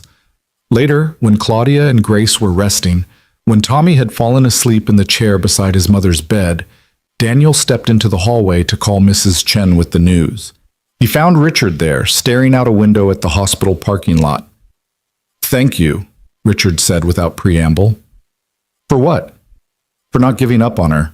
For seeing something worth saving when everyone else, when I had convinced her she was only valuable for her last name and her trust fund. Richard's voice was rough. I watched my daughter give birth to my granddaughter in a public hospital instead of the private facility Evelyn had selected. I watched her hold that baby with more genuine joy than I've seen in 30 years of her life, and I realized that everything I thought mattered doesn't matter at all. It's never too late to learn that, isn't it? I'm 63 years old. I've spent my entire life building an empire that means nothing if my daughter won't inherit it. If she's happier working for a nonprofit, living in an apartment, measuring wealth and love instead of stock options. Maybe the empire was never the point, Daniel suggested gently. Maybe the lesson was learning what happens when you build the wrong thing. Richard laughed, the sound bitter and self-aware. You're wiser than I gave you credit for. Than I gave anyone credit for who didn't have a portfolio I could evaluate. People keep surprising you when you actually pay attention to them. Yes, they do. Richard turned from the window. I'm changing my will. Not to punish Claudia, but to support the life she's chosen. Setting up trusts for the children, yes, but also endowing her nonprofit, establishing scholarships for kids like Tommy who've lost parents to illness, creating something that matters beyond profit margins. That's remarkable. It's late, and it's probably not enough to make up for decades of getting it wrong, but it's a start. Richard extended his hand. You're a good man, Daniel Hart, and I'm sorry it took me so long to see it. Daniel shook his father-in-law's hand, feeling the strange weight of reconciliation and new beginnings. They stayed in the hospital for 2 days, establishing breastfeeding, learning how to care for a newborn, watching Tommy fall completely in love with his little sister. Friends visited, Jennifer with flowers, Marcus with a teddy bear that was really too large for the hospital room, Mrs. Chen with soup and wisdom. The Lancaster family's absence was notable. Evelyn never called, never visited, maintaining her position that Claudia had made her choice and would need to live with it. But Richard came every day, holding his granddaughter with the tentative care of someone learning a new language late in life. She looks like you did, he told Claudia on the second day. When you were born, before we taught you to be anything other than yourself. I barely remember being that person. Neither do I. But I see glimpses of her now, and how you are with Tommy, with Grace, with Daniel. You're who you should have been all along. Richard touched Grace's tiny hand with one finger. I'm going to try to be better. For them. For you. It's too late to fix how I raised you, but maybe I can do better as a grandfather than I did as a father. It's not too late, Dad. It's never too late to choose differently. They brought Grace home to the small apartment on a sunny June afternoon. Tommy had helped Daniel hang a welcome home banner made from construction paper and markers. The apartment was filled with gifts from neighbors, casseroles and diapers and offers to babysit. Mrs. Chen had somehow organized a meal train, ensuring the new family would have home-cooked dinners for the next 2 weeks. This was community, Daniel thought. This was what mattered, not the Lancaster estate with its staff in isolation, but this building where people knew each other's names, where help was offered freely, where a new baby was celebrated by people who had little to give except themselves. Claudia settled into the rocking chair, a gift from Richard, who'd researched extensively to find the most ergonomic option, with Grace at her breast and Tommy curled at her feet, reading aloud from one of his favorite books so his sister could hear his voice. "This is perfect," Claudia said, looking around their small living room with its secondhand furniture and handmade decorations. "This is everything." July brought heat and the rhythm of new parenthood. Sleepless nights and early morning feedings, the wonder of watching Grace discover her hands, Tommy's pride every time his sister smiled at him. Daniel took paternity leave from teaching, and they existed in a bubble of diapers and lullabies and the particular exhaustion that comes from loving something more than sleep. Claudia continued her work at the nonprofit, arranging flexible hours that allowed her to bring Grace to the office when needed. The kids in the after-school program loved having a baby around, taking turns gently rocking her carrier while they did homework, lowering their voices instinctively when she slept. Richard visited weekly, transforming from corporate titan to devoted grandfather with surprising grace. He learned to change diapers, to warm bottles, to walk Grace around the apartment at 3 a.m. when she was fussy and her parents were beyond exhausted. He read to Tommy, asked about school, attended a soccer game in the summer heat without complaint. Evelyn remained absent, a ghost haunting their story through her notable silence. Claudia mourned the mother who chose pride over love, but she was healing too, building a different kind of family from people who showed up and stayed. August brought Tommy's 9th birthday and an unexpected delivery. A package arrived addressed to Claudia from an attorney's office in Connecticut. Inside was a letter from Evelyn and a check for $5 million. The letter was brief. "Claudia, I cannot support your choices, but I acknowledge they are yours to make. This money is yours, from my personal inheritance, not the Lancaster family trust. Do with it what you will. Perhaps one day your children will understand what you've thrown away. Perhaps they'll be grateful you chose differently. Time will tell. Your mother, who loves you even when she doesn't understand you." Claudia read the letter 3 times, crying quietly, while Daniel held Grace and Tommy read the card that had come with his grandmother's birthday gift, a savings bond she'd opened in his name. "What are you going to do with it?" Daniel asked gently. "Give most of it away," Claudia said without hesitation. "Keep enough for the kids' education, for emergencies. The rest goes to causes that matter. Cancer research in Sarah's name, the nonprofit, scholarships, things that change lives instead of just maintaining wealth." "You're sure?" "Completely sure. Money was never what I needed from my mother. I needed her to see me, to value who I am instead of who she wanted me to be. And she can't do that, may never be able to do that." Claudia wiped her eyes. "But I can use her money to do good in the world. I can turn Lancaster wealth into something that matters. That's my choice to make now." September arrived with cooler weather and Tommy's return to 4th grade. Grace was 3 months old, sleeping in longer stretches, smiling regularly, beginning to track faces with her dark eyes. Richard had become a permanent fixture in their lives, showing up for Sunday dinners, pushing Grace's stroller through the park, learning that happiness had nothing to do with the size of your house or the make of your car. One evening, as September sunset painted their apartment walls gold, Claudia sat with Grace while Tommy did homework at the kitchen table and Daniel prepared a simple dinner. Richard was there too, having dropped by after work, his tie loosened and his corporate armor slowly dissolving into something more human. "I've been thinking," Richard said, watching his daughter cuddle his granddaughter with natural ease, "about legacy, about what we leave behind." "And what conclusion have you reached?" Daniel asked, stirring pasta sauce. "That I've been building the wrong thing. The company will outlive me, yes, but it's empty. It employs people, creates profit, exists in the world, but it doesn't mean anything." Richard looked at Tommy, absorbed in his math worksheet, with the determined focus of a child who took learning seriously. "But this? What you've built here? This means everything." "It's just a family, Dad," Claudia said softly. "There's no just about it. Family is the only thing that matters. Real family, built on choice and commitment rather than obligation and expectation. Richard moved to the window, looking out at the parking lot where kids played basketball in the fading light. I'm selling the estate. Claudia's head snapped up. What? Your mother and I don't need that much space. It's a monument to all the wrong values. I'm selling it, downsizing to something reasonable, and using the proceeds to fund the foundation I'm starting in Sarah Hart's name. Cancer research, family support services, scholarships for kids who've lost parents to illness. Richard's voice was firm with new purpose. I can't get back the years I wasted being the wrong kind of man, but I can try to do better going forward. What does Mother say about this? Your mother and I are separating, Richard said quietly. Not divorcing, she'd never agree to that, too concerned about appearances, but living separately. She's chosen to maintain the life we built. I'm choosing to build a different one. The announcement settled over the room like snow, soft and transformative. Dad, I'm sorry. Don't be. This isn't tragedy, Claudia. This is liberation, for both of us. Richard smiled, and it reached his eyes for maybe the first time since Daniel had known him. Your mother is happy with her charity luncheons and country club status. That's her choice, and I respect it. But I'm choosing differently.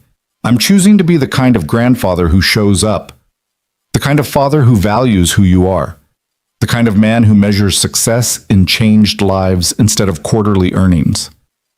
Tommy looked up from his homework. Does this mean you'll come to my soccer games more?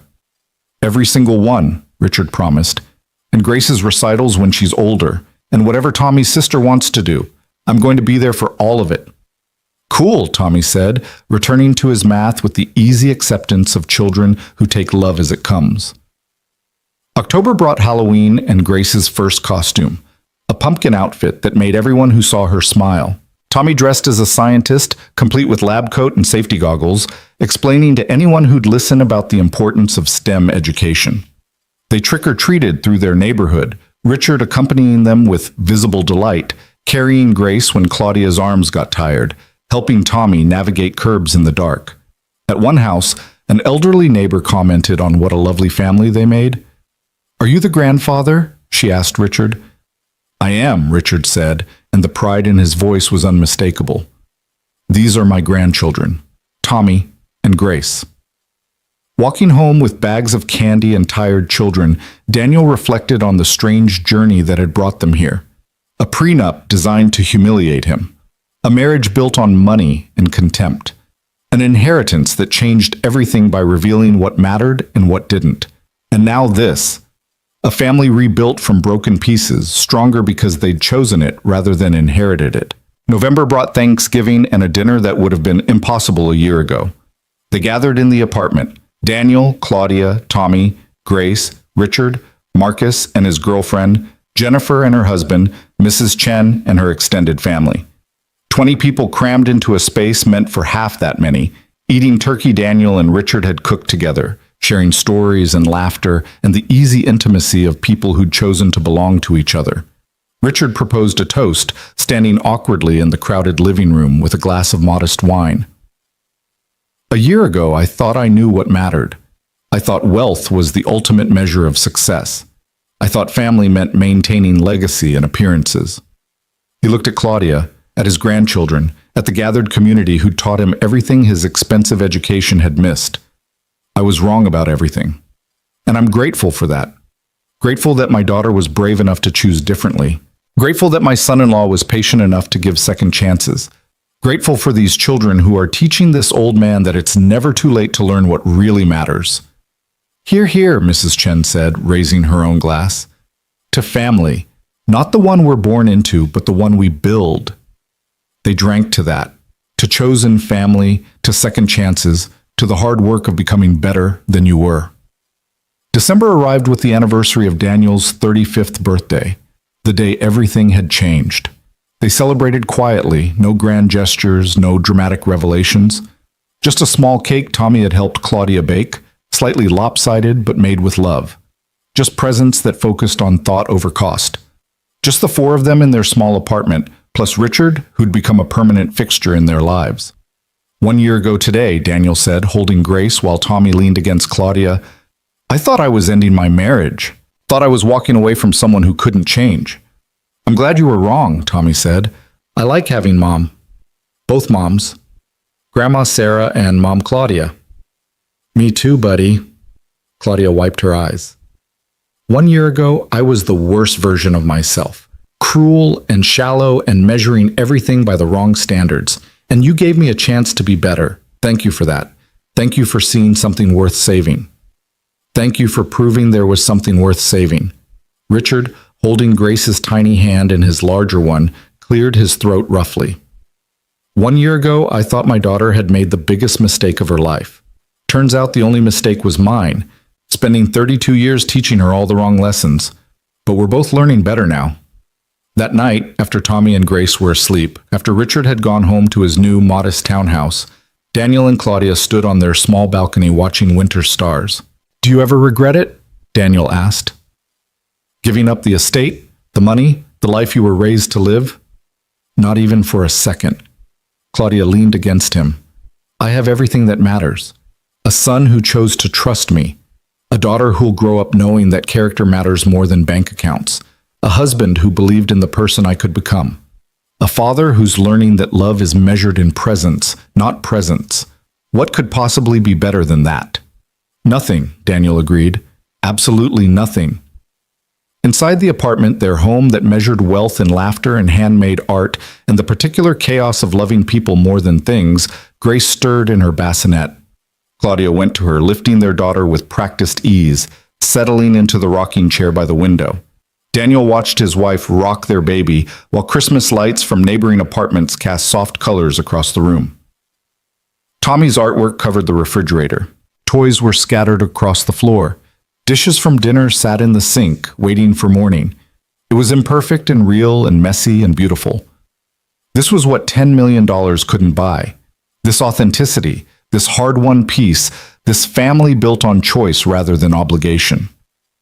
The money sat in the bank, mostly untouched except for donations to causes that mattered, and a college fund for the kids.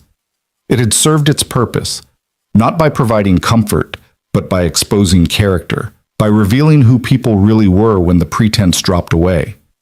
The prenup that had once symbolized everything wrong with their marriage now sat in a drawer, voided and meaningless, replaced by partnership and equality and the daily choice to love each other better. Claudia had become the mother Tommy needed and the partner Daniel deserved. Richard had become the grandfather his grandchildren would remember with affection rather than fear. Even Evelyn's absence had become a kind of gift, teaching them that sometimes the most loving thing families can do is let each other choose different paths. Christmas Eve arrived with snow and the magic of Tommy's excitement about Santa and Grace's first Christmas, even though she was too young to understand. They decorated their modest tree with ornaments from the dollar store and creations Tommy had made. Richard came bearing gifts he'd clearly agonized over. Nothing extravagant, everything chosen with specific people in mind. A science kit for Tommy, a handmade quilt for Grace from a local artisan, a framed photo for Claudia of the four of them at the park, natural and happy. No staging or performance. I've learned something this year, Richard said as they sat around the small living room, wrapping paper scattered like colorful snow. The best gifts cost time, not money. Attention, not dollars. Presents, not presents. Took you long enough, Claudia teased gently. Better late than never, Richard agreed. That night, after Richard left and Tommy finally fell asleep, Daniel and Claudia sat together on the couch, Grace sleeping between them, and talked about the year that had transformed them all. If you could go back, Claudia asked, to that night in my parents' house when you signed the prenup, would you change anything? Daniel thought about it. No, because if I'd walked away then, you wouldn't have had the chance to become who you are now. Tommy wouldn't have a mother. Grace wouldn't exist. Your father wouldn't be learning that legacy is measured in changed hearts rather than stock portfolios. So the prenup was worth it? All that pain and humiliation? It revealed the truth. About your family, about you, about what happens when people choose money over character. But it also created the possibility for something better, for you to choose differently, for all of us to learn what really matters. Claudia looked down at their sleeping daughter. I want her to grow up knowing this story, knowing that her mother almost chose wealth over love, that her grandfather learned to value people over profit, that families can be broken and rebuilt stronger. We'll tell her, Daniel promised. When she's old enough to understand, we'll tell her everything, the good, the bad, the transformation. So she knows that people can change, that second chances matter, that money exposes character, but it's what you do with that exposure that defines you. Christmas morning dawned bright and cold. Tommy woke them at dawn, excited about presents that had nothing to do with their price tags. Grace wore the pumpkin outfit she'd grown into, gurgling happily while her brother opened gifts with meticulous care, studying each one, expressing genuine gratitude. Richard arrived mid-morning, bearing breakfast from Tommy's favorite bakery. They ate together, the five of them, in their small kitchen that barely fit them all. And it was perfect, not because of what they had, but because of who they'd become. As winter afternoon faded into evening, as Grace slept and Tommy played with his new science kit, and Claudia helped Richard understand social media enough to see pictures of his grandchildren anytime he wanted, Daniel felt a profound sense of peace. They'd rebuilt from ashes. From a marriage based on contempt to one based on respect. From a family divided by wealth to one united by choice. From measuring success in dollars to measuring it in laughter, in Tommy's easy affection, in Grace's innocent trust, in Claudia's genuine transformation from who she'd been raised to be to who she'd chosen to become. Money hadn't saved them. It had exposed them, tested them, revealed them. But character had rebuilt them. Love had sustained them. Choice, the daily, difficult choice to be better than circumstances suggested they should be, had transformed them. The prenup that had once promised Claudia control of everything now meant nothing, because what mattered couldn't be controlled or divided or signed away in legal documents. Love, real love, the kind built on authenticity and earned through consistent choice, couldn't be prenuptiated. As evening settled over their small apartment, as the neighborhood kids played in the new snow and Christmas lights twinkled from every window, Daniel Hart looked around at his family, chosen and biological, broken and rebuilt, imperfect and real, and understood that they'd found the only wealth that mattered. Not money, but meaning. Not possessions, but presence. Not status, but substance. They'd learned the hardest lesson life could teach, that character, not capital, determined worth. That people, not portfolios, created legacy. That the best inheritance you could give your children wasn't money in a trust fund, but values they could carry through life, guiding them toward what actually mattered. In their small rental apartment, with secondhand furniture and handmade decorations, with a son who'd learned to trust again, and a daughter who'd never doubt her value, with a wife who'd chosen transformation over comfort, and a father-in-law who'd learned that it's never too late to become who you should have been all along, Daniel Hart had everything. And it had nothing to do with the $10 million sitting in his bank account. It had everything to do with the 5 people gathered in this small space, choosing each other daily, building a family that measured wealth in hugs and homework help, in showing up and staying present, in the hard, beautiful work of loving each other better than they had the day before. Money had exposed their character. Second chances had revealed it. And in the end, that was the only prenup that mattered, the one they wrote daily with their choices, their presence, their fierce commitment to valuing what was real over what was easy. This was legacy. This was wealth. This was everything. And no prenup, no matter how carefully constructed, could ever capture or control what they'd built together.